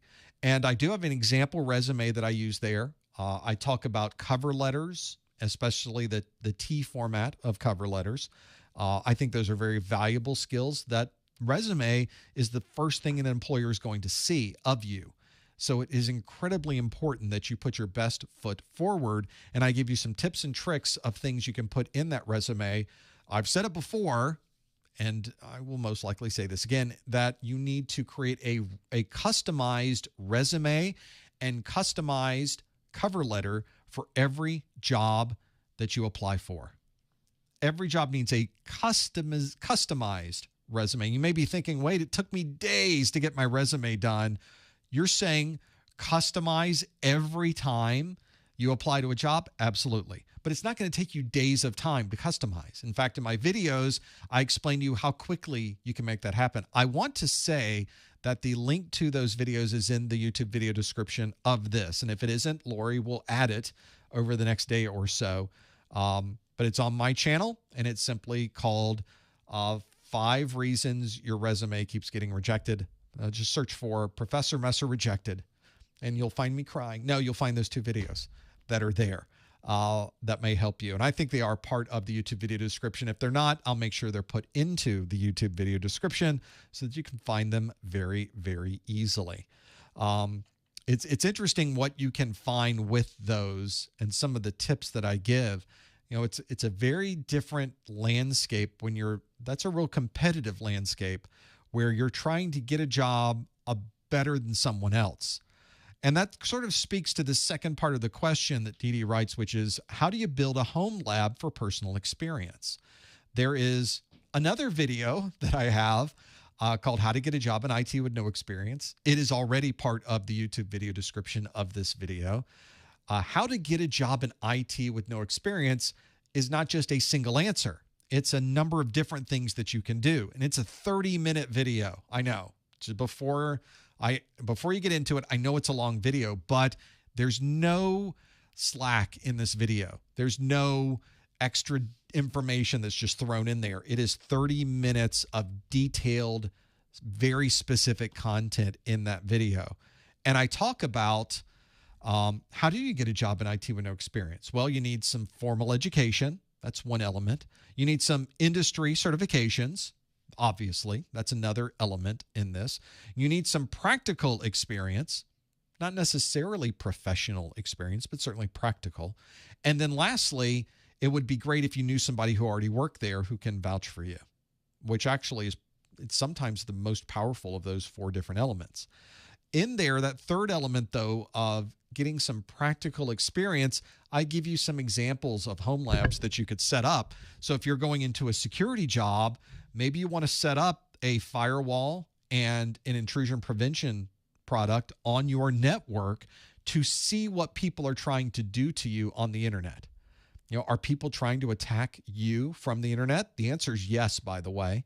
You may have no idea. All of you that have a connection to the internet probably have a router, some other firewall-based product that is on the very edge of the network, we call it. So outside of that firewall, people are trying to attack you constantly on the internet. It's all automation, it's all bots, it's all other things, but there is inbound attacks onto your router, onto your firewall all day, every day. Wouldn't it be interesting to count how many that it was? Wouldn't it be interesting to create a chart or a graph or table showing you the instances of that and then describing with someone else who says, do you have any practical experience in cybersecurity? I'm like, oh, let me show you what I found out that people were doing to attack me at home. And here is the information I found. That's a great story. That's a great lab to do for yourself. And it's one that's going to help you when you sit down where you need that story in an interview where somebody says, well, this is entry-level cybersecurity. Why should I hire you? Let me show you what I've done with cybersecurity on my network and the things that I found. And here's how many, and here's what they did. It's amazing. And that's the idea, is gathering as much information as possible and being able to use that. And I think that's those labs. I have another option there. If you're not getting into cybersecurity, I direct you over to Microsoft Server and Active Directory. That's another set of skills that's very valuable, where you could say, yeah, I built my own Active Directory infrastructure at home. Here's what it looks like. Here's how I did it. Here's the problems I ran into when I was setting it up, because you will run into problems. Make sure you document those. All of that is in the video. So make sure you have a look at that. It's my video on how to get a job in IT with no experience. That might help you quite a bit too. Other questions. Really not a question, but certainly a comment from Jonathan, who says, passed my A+ back in July, Network Plus in December, now planning on taking Security Plus at the end of January, all because of your great content, course notes, practice exams. Thanks, Professor. Well, Jonathan, thank you very much. Congratulations on your A+ and Network Plus. Best of luck with Security Plus. Thank you also for the $10 super chat. Completely unnecessary, and absolutely thank you for your support of what we're doing here. And now Security Plus, you'll have the triplicate. You'll have the 3, the trifecta. Get all of those, put them in your pocket, and use that to get your next job in IT. It's a great way to do it. Other questions that are coming in. Let's see if other questions. I want to give you one here I saw go by. So let me quickly kind of back up a little bit to be able to find those. This is sort of a common thing, and you'll find this sort of in IT probably more than maybe other types of vertical markets, which is people that are moving from one type of market or job and completely changing over into something that's very different than what they were doing. This is not uncommon. It's your second career. It's very common to have a second career these days, especially since something like IT is so easy. I'll say so easy, but it is, relatively speaking, easy to transition into. In this case, Aggie says, I'm changing careers from nursing to IT. Does my Bachelor of Nursing count? Should I put it on my resume or not? It's a 4-year degree. Absolutely, it goes on your resume. Interestingly enough, I used to work with a systems engineer who's now an LPN. So she went the other direction. She went from technology into nursing. You can certainly go the other direction from nursing into technology. And any 4-year degree is a good degree to have. Now, obviously, it's not a 4-year degree about IT, but there's not a lot of really good 4-year degrees in IT out there, quite honestly. So it's not like you're having to compete against a lot of other people that say, I have a 4-year degree in IT. Well, most people don't. So that's not a problem. My degree was in business management, or is, I guess it is in business management. I still have it. That business management degree has nothing to do with technology. It really doesn't. It was about cost accounting, personnel management, all of the marketing, all of the things around business, but had nothing to do with technology. But I liked technology. And an employer says, well, if you can get to a point where you've got a 4-year degree, then that means there's a certain level of knowledge and dedication you have to getting that done. And although it's not specific to this job, it speaks to your ability to get something very complicated like that done. So I think it's valuable to keep that on your resume. Absolutely. The real question, though, of course, is if you're moving from transportation into IT, you're moving from the legal world into IT, you're moving from nursing into IT. Well, that's medicine. That's pretty good. One of the things you've probably noticed is that in every hospital, there's tons of IT. Look at the ceiling. There's wireless access points everywhere. Every nurse's station has a computer. Often the computer's in the room with the patient themselves. So every room has a separate computer inside of it that you walk up to, and has proximity monitors, so it knows when the nurse arrives. It unlocks itself. You're able to put in notes and everything else right there at the bedside of the patient, and then you walk out to the next room.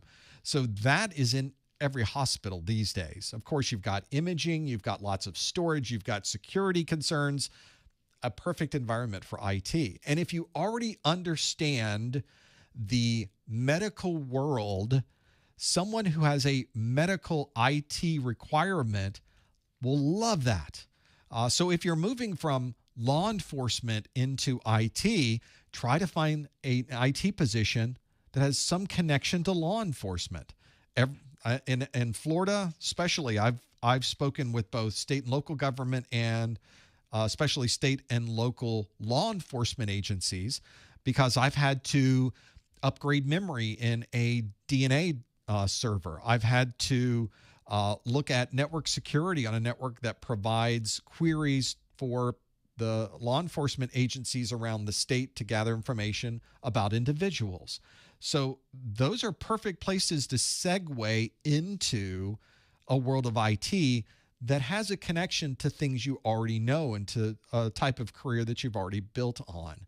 So it's, of course, there's opportunities elsewhere within IT. You don't have to get a job working at a hospital. You don't have to get a job having to do anything with medicine and IT, but you may be able to leverage your existing knowledge to do that. So absolutely keep your Bachelor of Nurses on your resume. You can especially talk about it if you are interviewing with someone who is in a medical field or offers medical products, but you don't have to. And just saying, yeah, I have a 4-year degree, have a bachelor's degree. I know this about IT. I've done my labs. I've got a story. Let's talk about it. And we can go there. And of course, as I mentioned in that video of how to get a job in IT with no experience, that fourth element, you know someone who works there.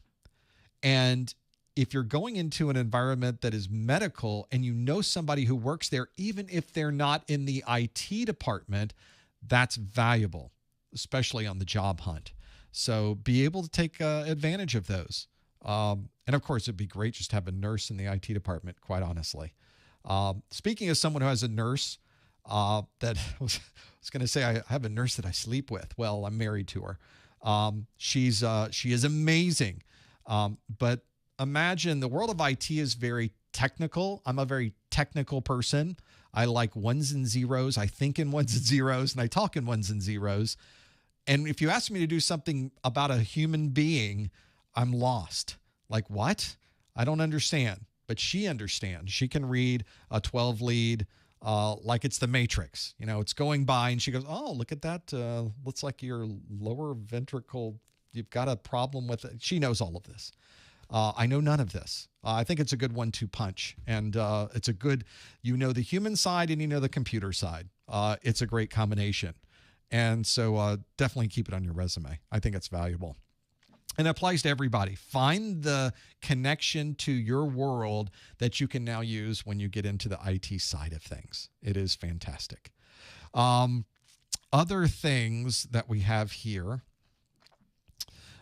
Questions. This is something that does happen quite a bit. You sort of have to approach this in the right way.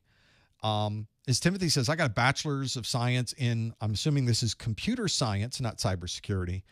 Thought I'd be rolling in it now. Boy, was I wrong. This is sort of a challenge that everyone has that goes to a university, a 4-year university, because most 4-year universities have technical programs for computer science, and I would say relatively few have a 4-year degree in information technology.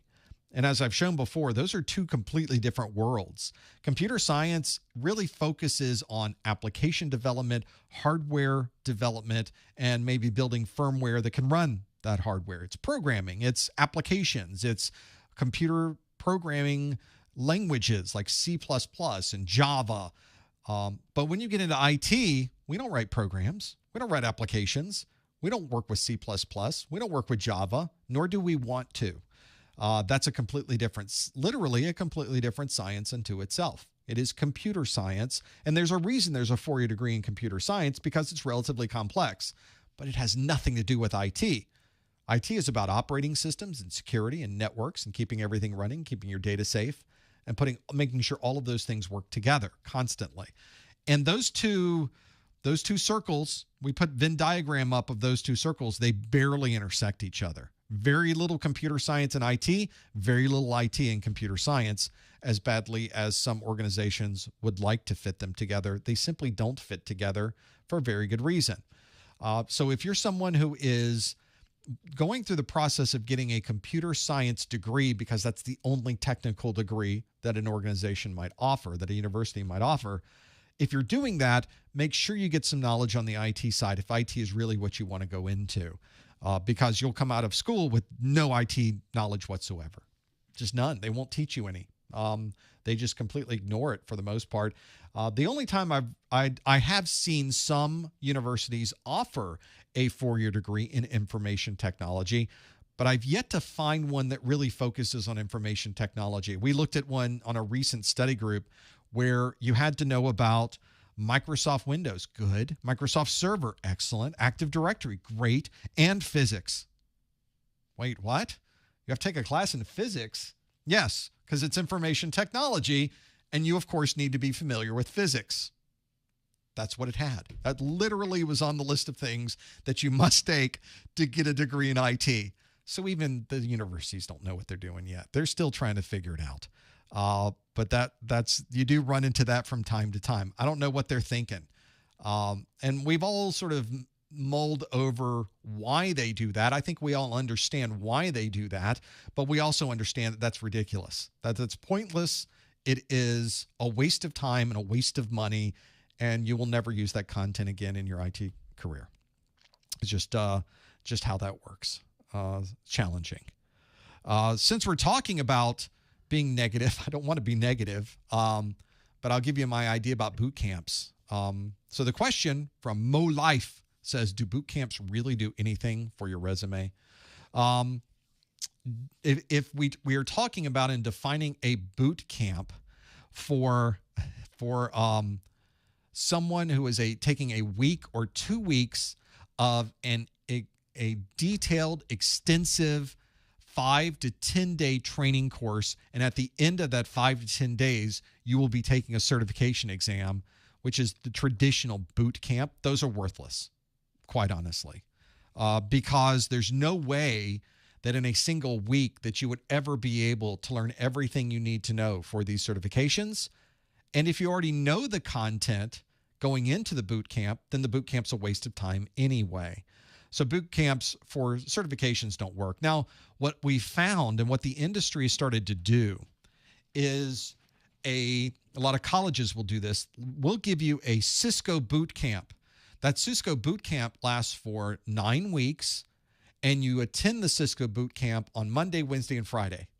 Well, that's not a boot camp. That's a class, but they call it a boot camp. So I'm being very specific with my definition of boot camp is a 1 to 2 week intense training class where every waking hour is about learning what's in that class. Those are worthless and usually too expensive. They really, I won't say worthless, but the cost benefit just isn't there. You're spending way too much money trying to learn information way too quickly, and at the end of it, you still won't be able to pass your exams. You still won't know everything you need to know to pass the exams. So is that worthwhile? That's really up to you. If you like throwing money around and not learning anything, boot camps are for you. That's the way you do it. I would not recommend it. There's no shortcuts for this knowledge. Zero shortcuts. You have to get into it, understand it, work with it, learn the nuances of it, and even then you don't know everything. IT is a constant learning every day. Every day you're learning something new in IT. And boot camps are simply just not enough time and not enough focus to be, and way too much information to be able to get any significant benefit, and certainly not one that matches the financial outlay associated with this. Now, if you have an employer that insists that you go to this boot camp and they're paying for it, okay, that's your bad investment, but I will do that, and maybe you can get something out of it. But don't go into the boot camp thinking at the end of this you're going to be ready to take your cert, because you won't be. Even if they tell you that you are, I'm telling you, you won't be. So there's more work you're going to have to do either on the front end or the back end of this boot camp to be able to make it worthwhile. So maybe you at least get something out of the deal. It doesn't match the investment that your company is making, the financial investment, but at least something there can be used and can be helpful. But that's my very opinionated perspective of boot camps, knowing how these boot camps work and the ones that I've seen in the industry. And I've taken some, or else I wouldn't have been so obvious about my perspective of those. Let's see other questions that are coming through. I'm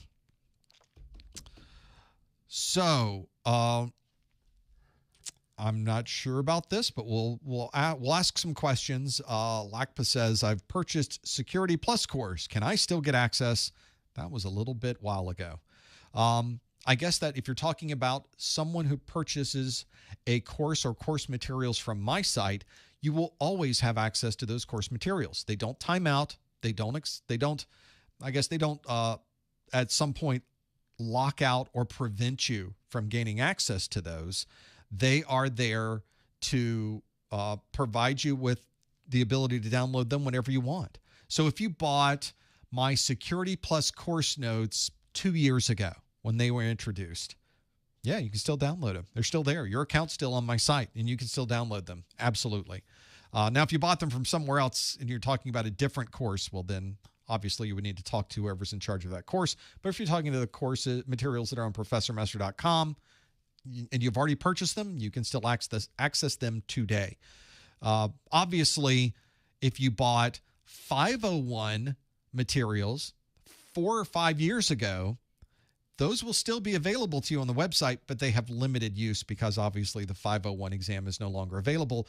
There is an upgrade program available on my site. You'll notice an upgrade link at the top of the page when you log into your member account, that if you have some of those older materials, you can upgrade usually for about a 30 to 50% discount. So there are some significant discounts if you're moving from one to the other. I don't want you to have to pay for everything all over again. When you're just trying to get to the next one. We'll give you some benefits because you were here in the beginning. Let's give you a discount now so you can get into it without having to repurchase everything all over again. Or at least we try to do that for the most part. So find out there if you're looking for that upgrade option and it's not there, just open a ticket, let me know, and we'll figure out, make sure that it works properly for you. Let's go to another question. Let's find another one on here. More.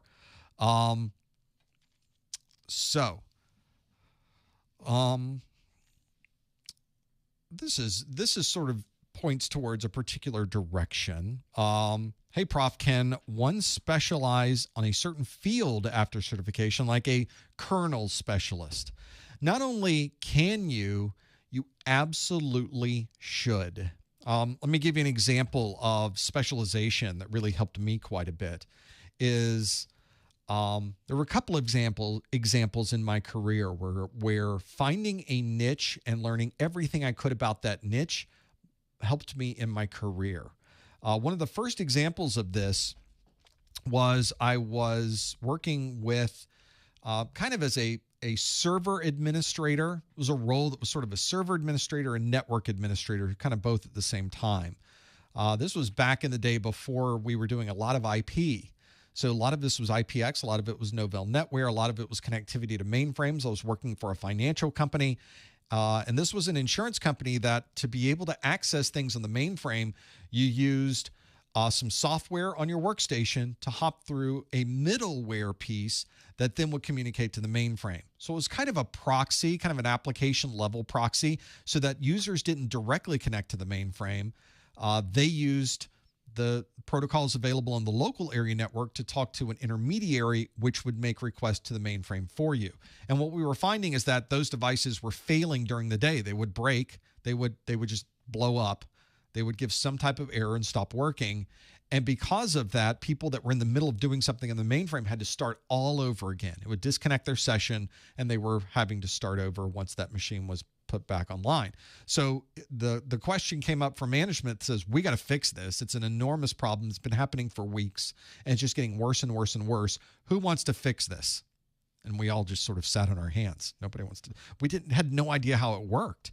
We weren't the ones to install it. We don't know what it does. We don't know how it works. It was a fear of the unknown, effectively. You run into fear of the unknown a lot in IT because there's so much that is unknown for any one person.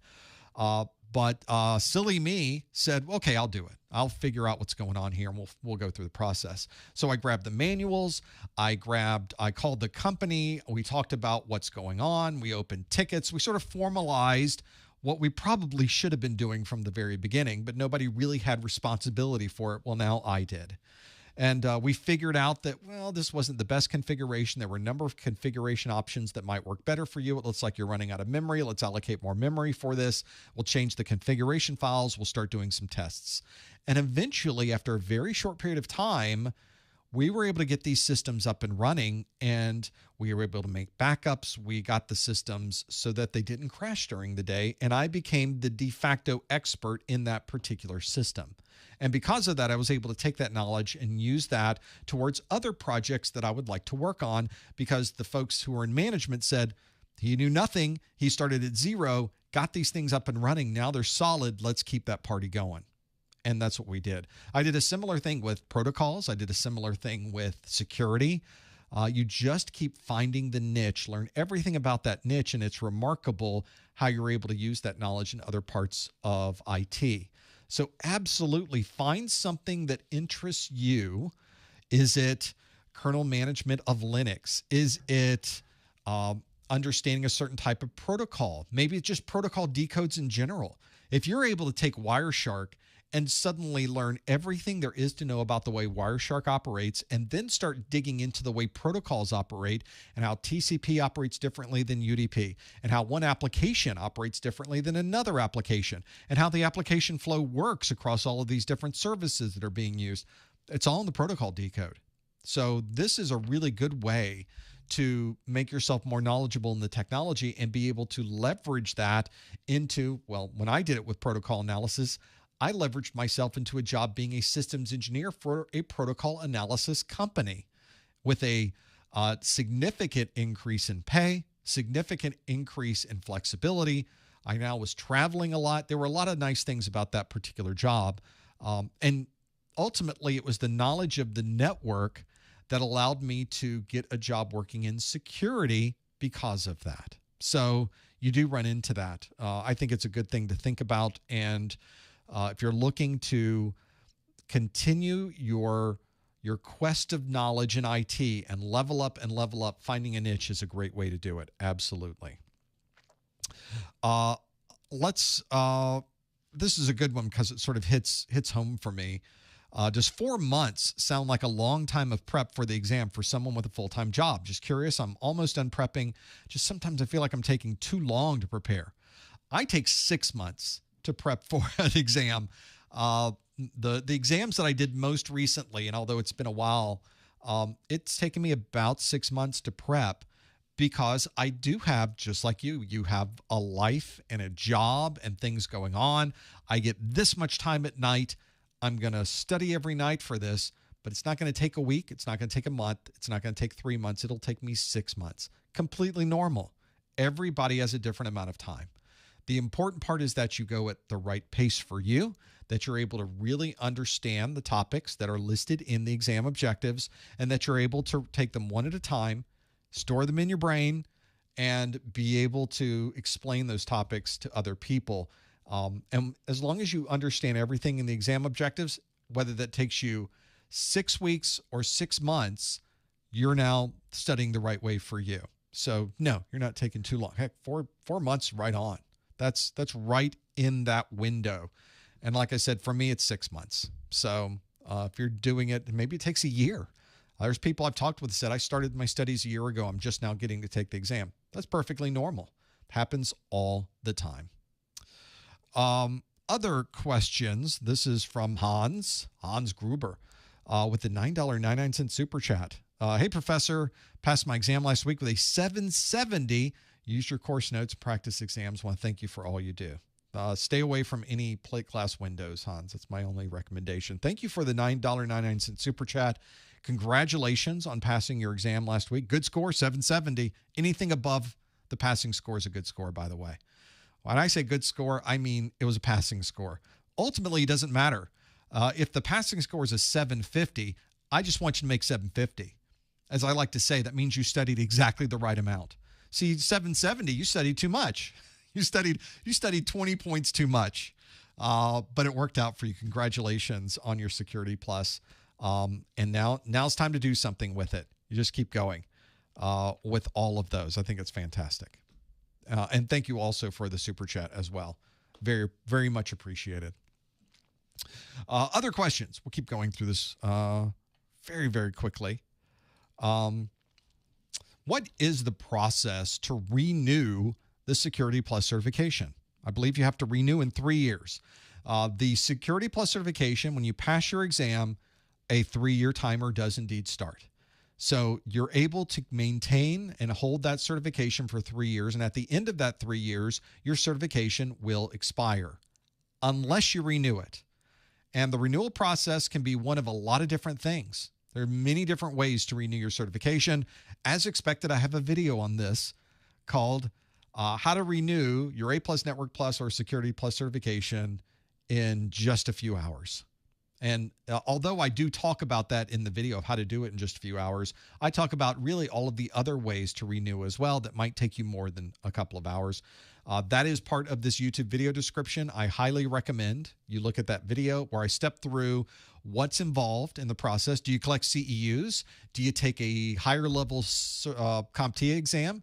Do you take an exam from a third party like Microsoft or Cisco or someone else? Do you take the Cert Master CE? There's so many different ways to do this. Very rarely, and probably not unexpected to most of us, you don't have to take the exam again to renew unless you really, really want to. Taking the exam again is a way to renew. It would have to be a different exam than the version you took. You can't take the 601 exam and then next week or take the 601 exam again. Once you take an exam and pass it, you can never take the exam again. You have to wait till the 701 comes out or what the next version is going to be, and then you could take that if you wanted to. But I think all of us would like to avoid taking the exam again, and there's a lot of very easy ways to renew your certification for another 3 years without ever having to take the exam again. I'd recommend looking at the CompTIA website for certification renewal and to look at my video as a quick summary of what that website happens to say. It's valuable, and make sure you don't lose that certification. It would be bad if you waited 3 years and a day and then realized, oh, wait, I need to renew this. Well, it's too late. It's 3 years and a day. It now is expired. You can't renew it once it expires. So don't miss out on that. Pretty important. Other questions that come in. Let's see if I can find a good one that happens to be in here. This is probably this is one where we can really go either way. There's no wrong answer for this one. So I like those questions. Ryan asks, Linux versus Microsoft for a baseline certification for marketability. Well, this is going to depend on who's marketing. That's why I always tell you before you decide to take a cert, what do employers want you to have? Do they want you to have a certification? If so, what certifications? Because if you're trying to get in a particular company or at a particular level, and you notice that all the companies in your area are all looking for a particular cloud cert, maybe that's the one you should go get. Maybe you find that all the employers in your area would like everyone to have a Security Plus cert. That's the one you should go get. So trying to decide whether you get, for Linux, really the two most popular or two of the most popular Linux certifications are the series from Red Hat. Red Hat is a very popular set of Linux certs. And of course, CompTIA has their Linux Plus certification. There are other Linux certifications out there, of course. Microsoft, of course, has hundreds of certs around all kinds of different technologies. So just saying go get a Microsoft cert doesn't necessarily tell you anything. You really need to find out what technology an employer is really looking for. So marketability is about what other people want of you, not what you want of you necessarily. Now, if you can make those two things match, that would be awesome. But I think most of us would like to get a job or get a better job or have the ability to upgrade our jobs. We need to find out what's popular. What are people looking for? One of the best things you can do, and this is kind of 101 from an entrepreneur or marketing perspective, is you find out what people want and you fill that gap. If there's not enough people out there with Linux, a lot of companies will start asking for Linux knowledge. Go get your Linux cert and go get that job. So it really depends on what other people would like you to have. I can't answer that. I think both of those would be good, but I'm not hiring. So you need to find someone who's hiring and they will tell you what would be good. Other questions. Let's find one in here. We're just going to keep going until we work through there. So talking about what other companies would like you to have. Garrett says, I have a Bachelors of Science in Business Administration, solidarity, my brother, but I'm into tech. That's exactly pretty much where I was. A highly regarded friend of mine in a well-known computer science company, I'm guessing that CS is computer science and not cybersecurity, said to get a Security Plus cert, maybe it was cybersecurity, it's hard to know. Garrett will have to fill us in. Said to get a Security Plus cert to get in. What would you suggest to kickstart my knowledge? Well, if someone you know is working at a company and they tell you we're hiring people with Security Plus and you got a formal degree, you've got 3 of the 4 elements. So go get your Security Plus already. Why are you asking me this? Go get it. How many signs do you need of the universe telling you what you should do? Now I've told you as well. Go get that Security Plus cert. Go hand your resume off to your friend who will then give it to HR, who will then interview you and see if they would like to hire you. That is a great situation to be in, by the way. Congratulations on that. Go work that angle. I think it's fantastic. That is what you want to do. Go get your Security Plus. Go get that job. That's something that interests you. I think that'd be phenomenal. Okay, other questions. That combination of things doesn't happen a lot. Just so you're aware, Garrett. You've got the bachelor's, you've got a friend, you've got an open position. All they want is Security Plus. Those combinations of things don't often come together that way. So somebody's trying to tell you something. The universe is trying to point you in some direction. I think you should listen to the universe. Other questions.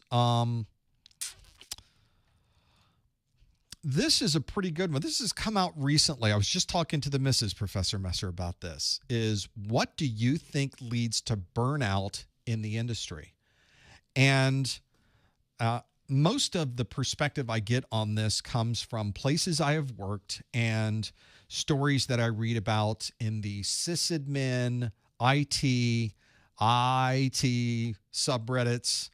It's a bunch of I's with a T. The stories that people tell online of a position they have in IT, especially people that are saying, I have this job, I hate it, this is awful, and I'm getting out of IT.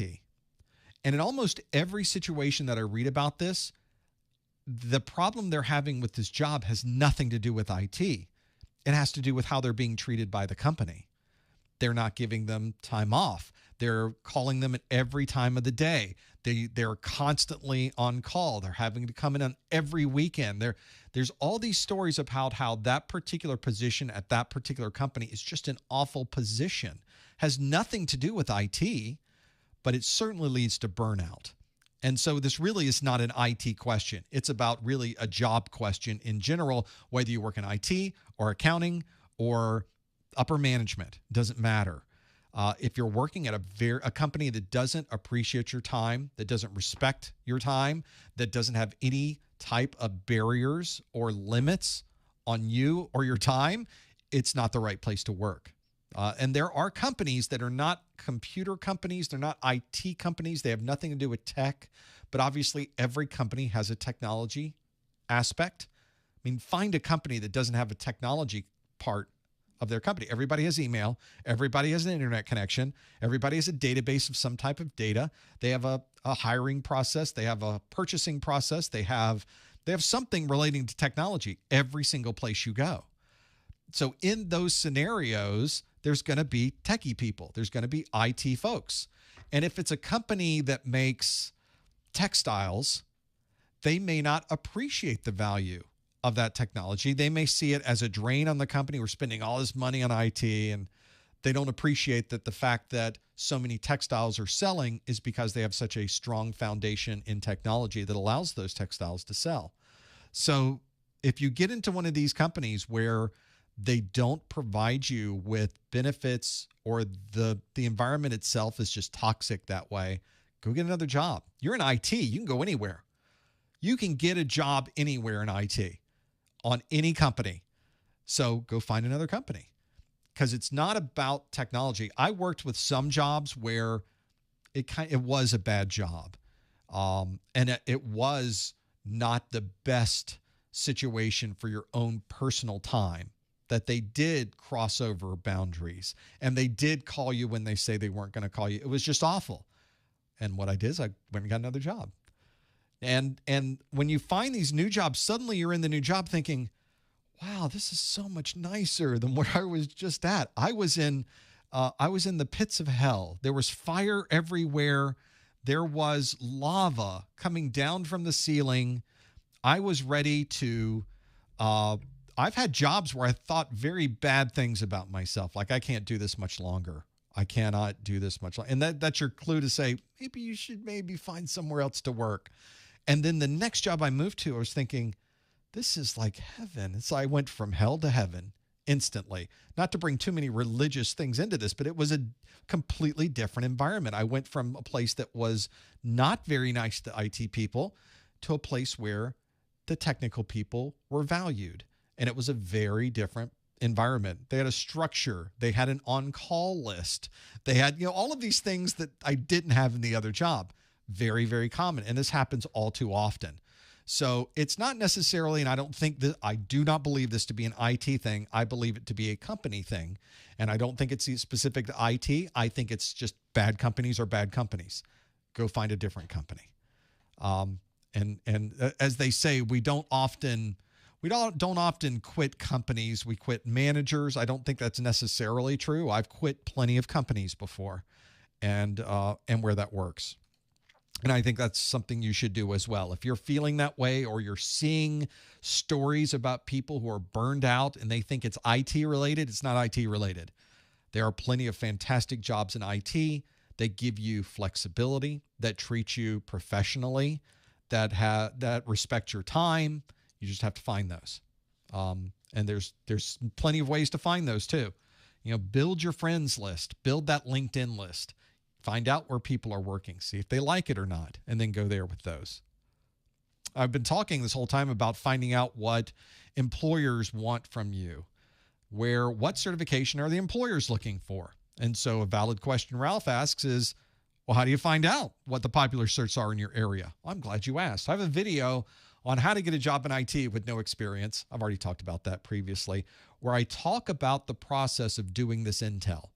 And I build out for you on the screen. Here's my spreadsheet that I built, where I go through every job in my area that seems to match my skill set. So if you're looking for a position in help desk or a network operations center or security operations center or systems engineer or whatever it happens to be, find all the jobs in your area for that role that you believe you qualify for, and see what they're asking for, and then build out a spreadsheet that has a list of every open position in your area and what they're looking for, so that you can then start correlating it. Sort of like your version of a SIM, but instead of log files, you're pulling in all of the job postings and you're just compiling them together to see what's everybody looking for. Does everybody want me to have Security Plus? Do we see something other than that? Well, that's in that list, and you should absolutely make your own list. This is where you start getting you're positioning yourself a little bit differently than everyone else. You think everybody's doing that? They're not. Should they be? Yes, they should. Are they doing it? They are not doing that. So you need to be smarter than they are. You need to work harder than they do. You need to have a better strategy than they have to be able to get that position.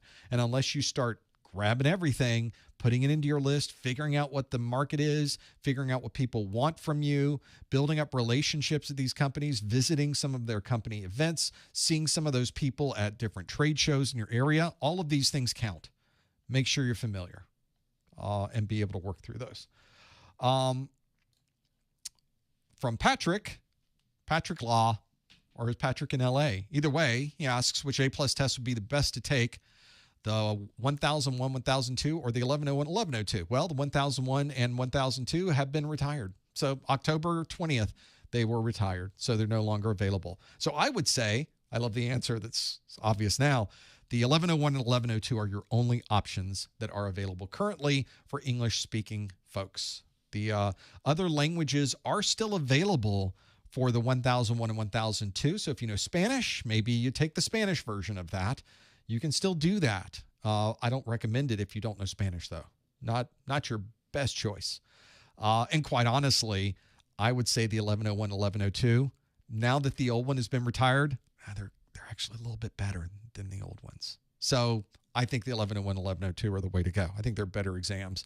They just seem to have a better approach. They're streamlined a little bit, especially 1101 is much more streamlined than the 1001 was. The 1102 also more streamlined because it only has Windows 10 and 11 in it, whereas the older ones had Windows 7, 8, 10 in those. Not where you wanted to be. So you take the latest.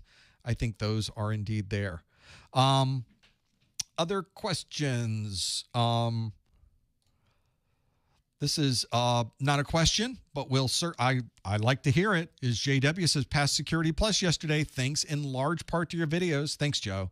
Joe also sends a $10 super chat with that, which, by the way, always appreciated. Thank you, Joe, for your support of what we do. Congratulations on your Security Plus, and you're already attending the next study group. There's a good CEU in there. Make sure you submit it so you can put it in there, your list of CEUs if you use that to renew your certification. Congratulations on your Security Plus, and we sure appreciate your $10 super chat and your support for what we do here. Thank you so much.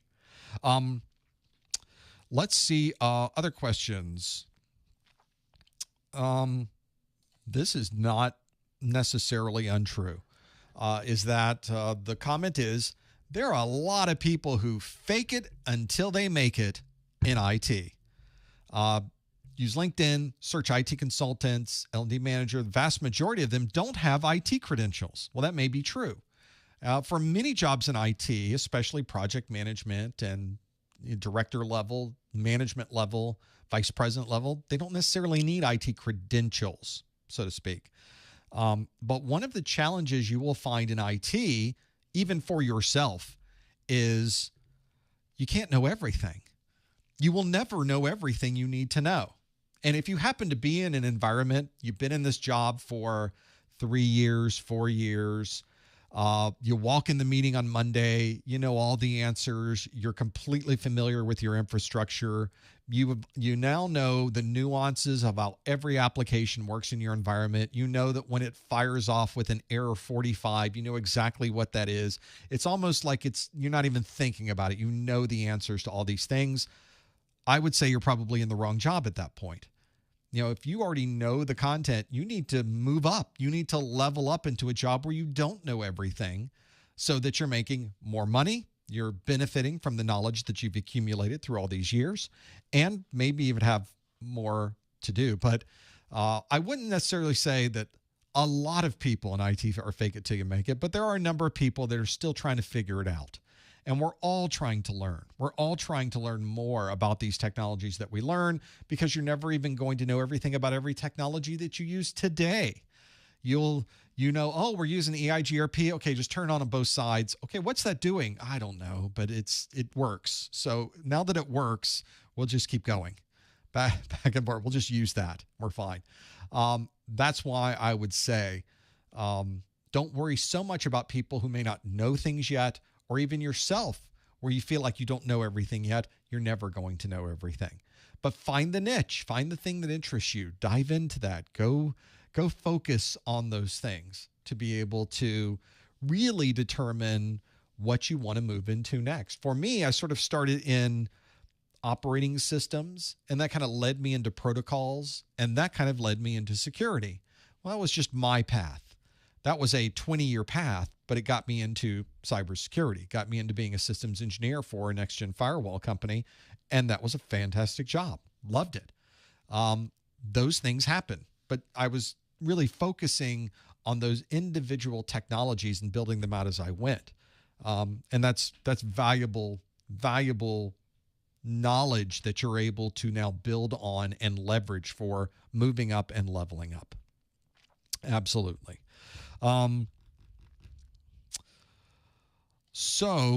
Again, this is a pretty good one. Saw your movie, John. Bouncing between Security Plus, Network Plus, and Linux Plus. Don't have a cert yet.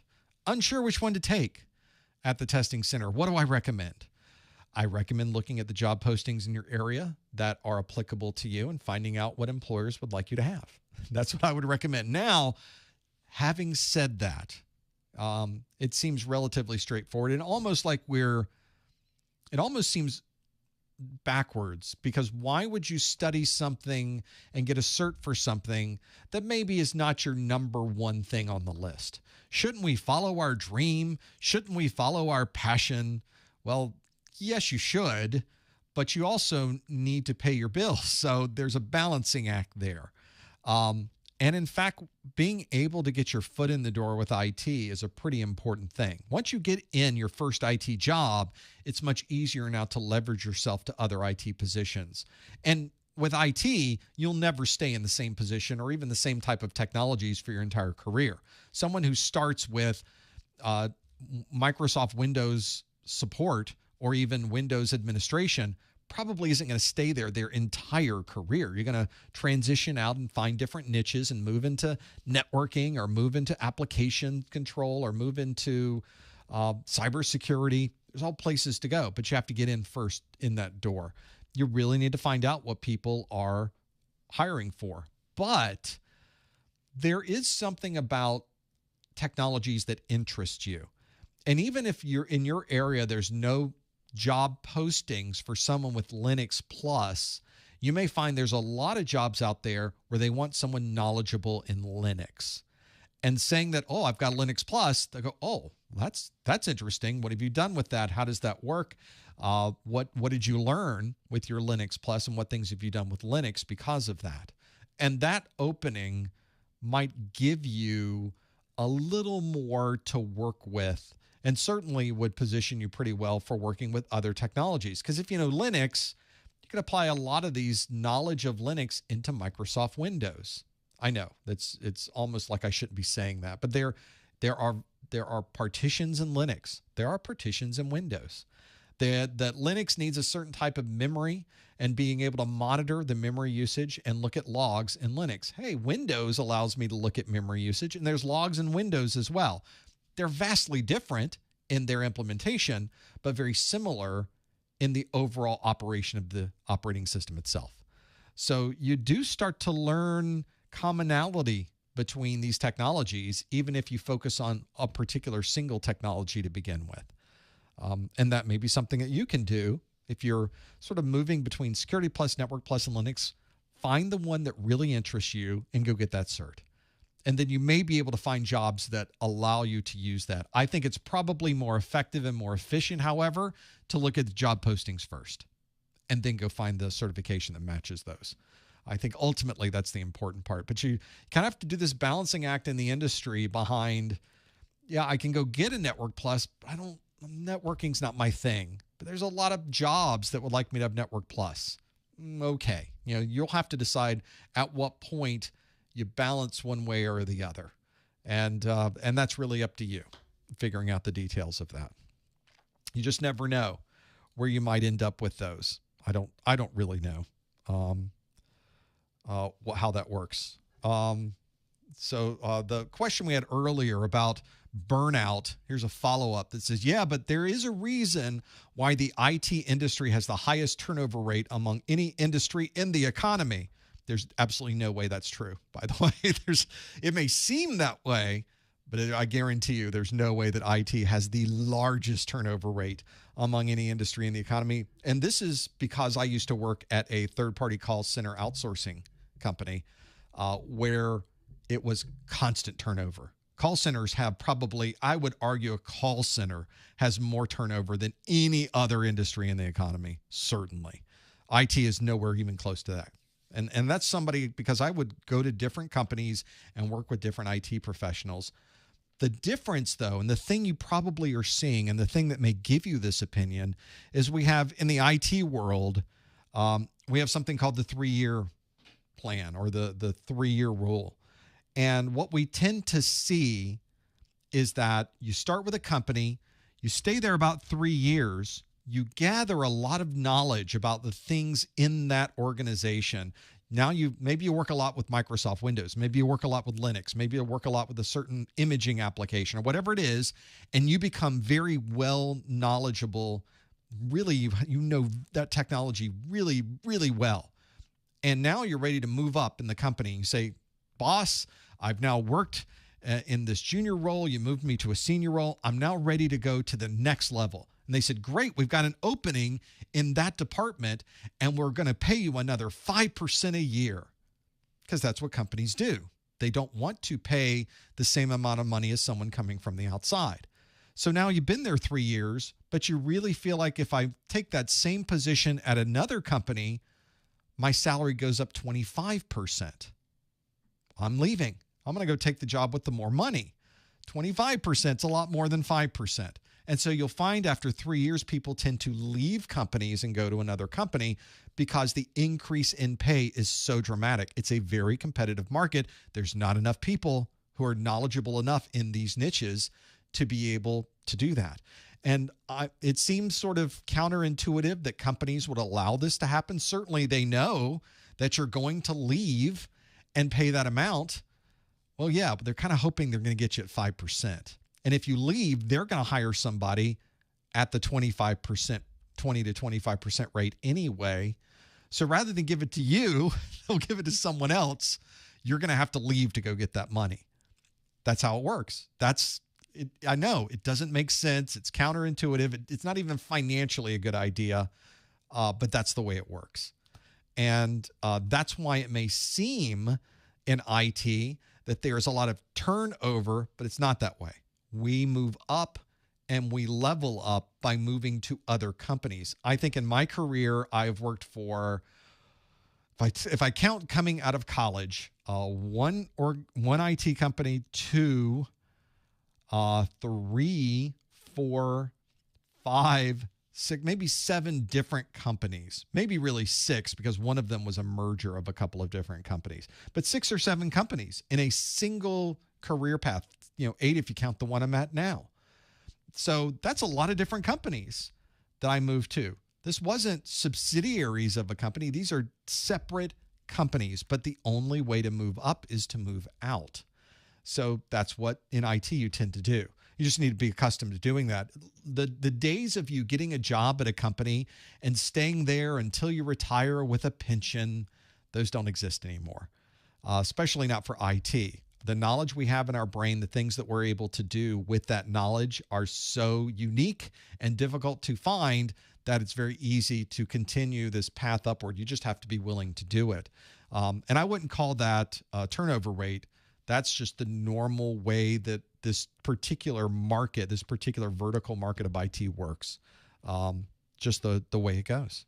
That 3-year rule. And that's where I get that from. I don't think it's I don't think that's really the way that it happens. I don't think there's a big turnover problem in IT. I've worked with people through the years at different companies, at the same company. They're not shifting around that much.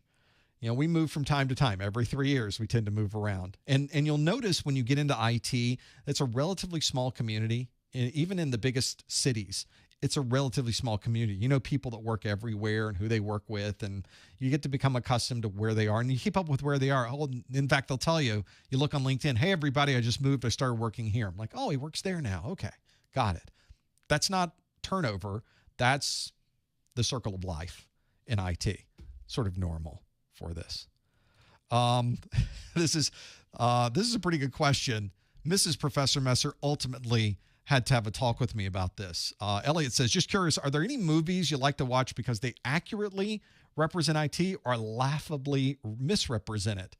This is where you're watching a sitcom and they're working on a computer, and I nudge my significant other and I say, see that monitor there? That monitor can't possibly work with that system because that uses HDMI and that's just got VGA on it. Look, there's not even a cable there. They're not even using that. And she says, could you be quiet? Could you just not point out every single time there's a technical inaccuracy? That would be great. Thank you. And she's right. Because after a while, we want to go, wait, that doesn't work. That's not the way it works. It's never right. In fact, the times when it is right, if you look at, go back and look at the original Matrix, where they used Nmap to find an open port. And once they found the open port, they used a vulnerability to gain access to the system. Trinity did that. And that was very accurate. Like, that's exactly how you would do that. It's so unique when it's right that we all point and go, wait, they got it right. That's how unique it is that we suddenly are so surprised. Wow, they did their work on this one. That was the right way to do it. That doesn't usually happen either in the movies, but I'm not watching a movie for it to be technically accurate with IT. In fact, that would probably not make for a very good movie. I'm looking for a movie to have a good story. I'm looking for a TV show to have a good story. And at some point you have to kind of gloss over the fact that that's not even going to work that way. It's not even plugged in. Do you see this? It's not even, would you be quiet with the not plugged in? Oh, I'm sorry. You're right. So you have to train yourself not to do it. You're absolutely right, Elliot. They never get it right. It's sort of, somebody was mentioning earlier, we didn't really go through the topic that was discussing that, where they were mentioning an article in, I don't know, the New York Times or something. I saw in the New York Times that in IT, you could stop right there. The newspapers, even the Daily Trade magazine, they never get it right. They never get technology right. It's always wrong. The articles are always coming from, they're either misrepresenting the technology, or they're giving you a title or something that will attract your eyeballs and get you to read the article. And in the end, it's not even close to what the article's title was even referring to. They're just trying to get more views. That's the challenge with media today. So it's been the challenge with media overall since the beginning of media, is that they want your eyeballs. They want you to read that. They want you to spend time looking at it so that they can then tell you about ads. They can give you an ad associated with the thing you happen to be reading. That's just normal. That's just the way it works. But don't ever, whenever you see an article that says this is what's going on, you should immediately not take it at face value and make your own decisions about what they are saying in that article, because 99 times out of 100, they're completely misrepresenting the technology. That one time they might get it right, but 99 other times they're not going to have it right at all. It's just not going to be good because they're not technologists. They're journalists. We don't want them to be a technologist. We need them to write something in a way that we can understand what's going on. Very often with these technology stories, I end up having to read 3 or 4 different articles, kind of piece it all together to really even understand what they're trying to say, and whether I can say, well, that's valid or not valid, that's real, that's not real. You've probably had family members call you and say, I just read in the paper that our computers might eat us while we're sleeping. Like, I don't think that's going to, I read it. It's in the newspaper. Computers going to eat you while you sleep. Okay, well, let's talk about what they really meant by that. I don't think your computer is going to eat you. Should I put it outside? Should I lock it in the garage? What should we do with these computers when we're sleeping? Yeah, there's a whole set of things around that. That's a pretty extreme case, of course. And let me tell you right off the bat, very few people have been eaten by their computer while they're sleeping, just so we're clear on that statistic. But it's just the minor things in the articles they don't tend to get right. Cybersecurity articles, almost never. Cryptocurrency articles, never. It's never right. There's those types of things are just normal. So make sure you see, it's a good point. Joseph finally, that's the way it works, is that, well, of course they're not, if the computer eats cookies, it's going to eat you. It's obvious, isn't it? Clearly, that's the way it works. I think at that point, we have finally reached the pinnacle of our Q&A today, where the computers are eating us. I'm glad we were able to finally get to that point in the study group. Some good information to take back with you to think about during this very important holiday season. But I think that also means we've sort of come to the end of what my voice is able to do for the rest of this study group. I want to thank everyone for being here. Thank you for that first hour of Q&A and being here and participating. We always have so much fun building that and showing it to you. And the second hour of everything that you're throwing out in the chat room has been phenomenal. We love the questions you ask here as well. We, of course, do these study groups at least once a month for security. Plus, I'm doing 4 separate streams every month. Check the calendar. Go to professormesser.com YouTube.com/calendar.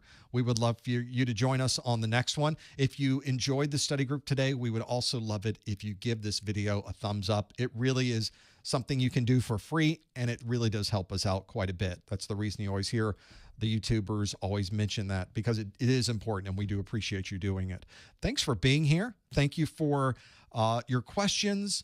I hope everyone has a fantastic holiday season. Stay warm, stay safe. We will see you in the new year. Thanks for joining us. We'll see you next time on the Security Plus Study Group. Thanks, everybody.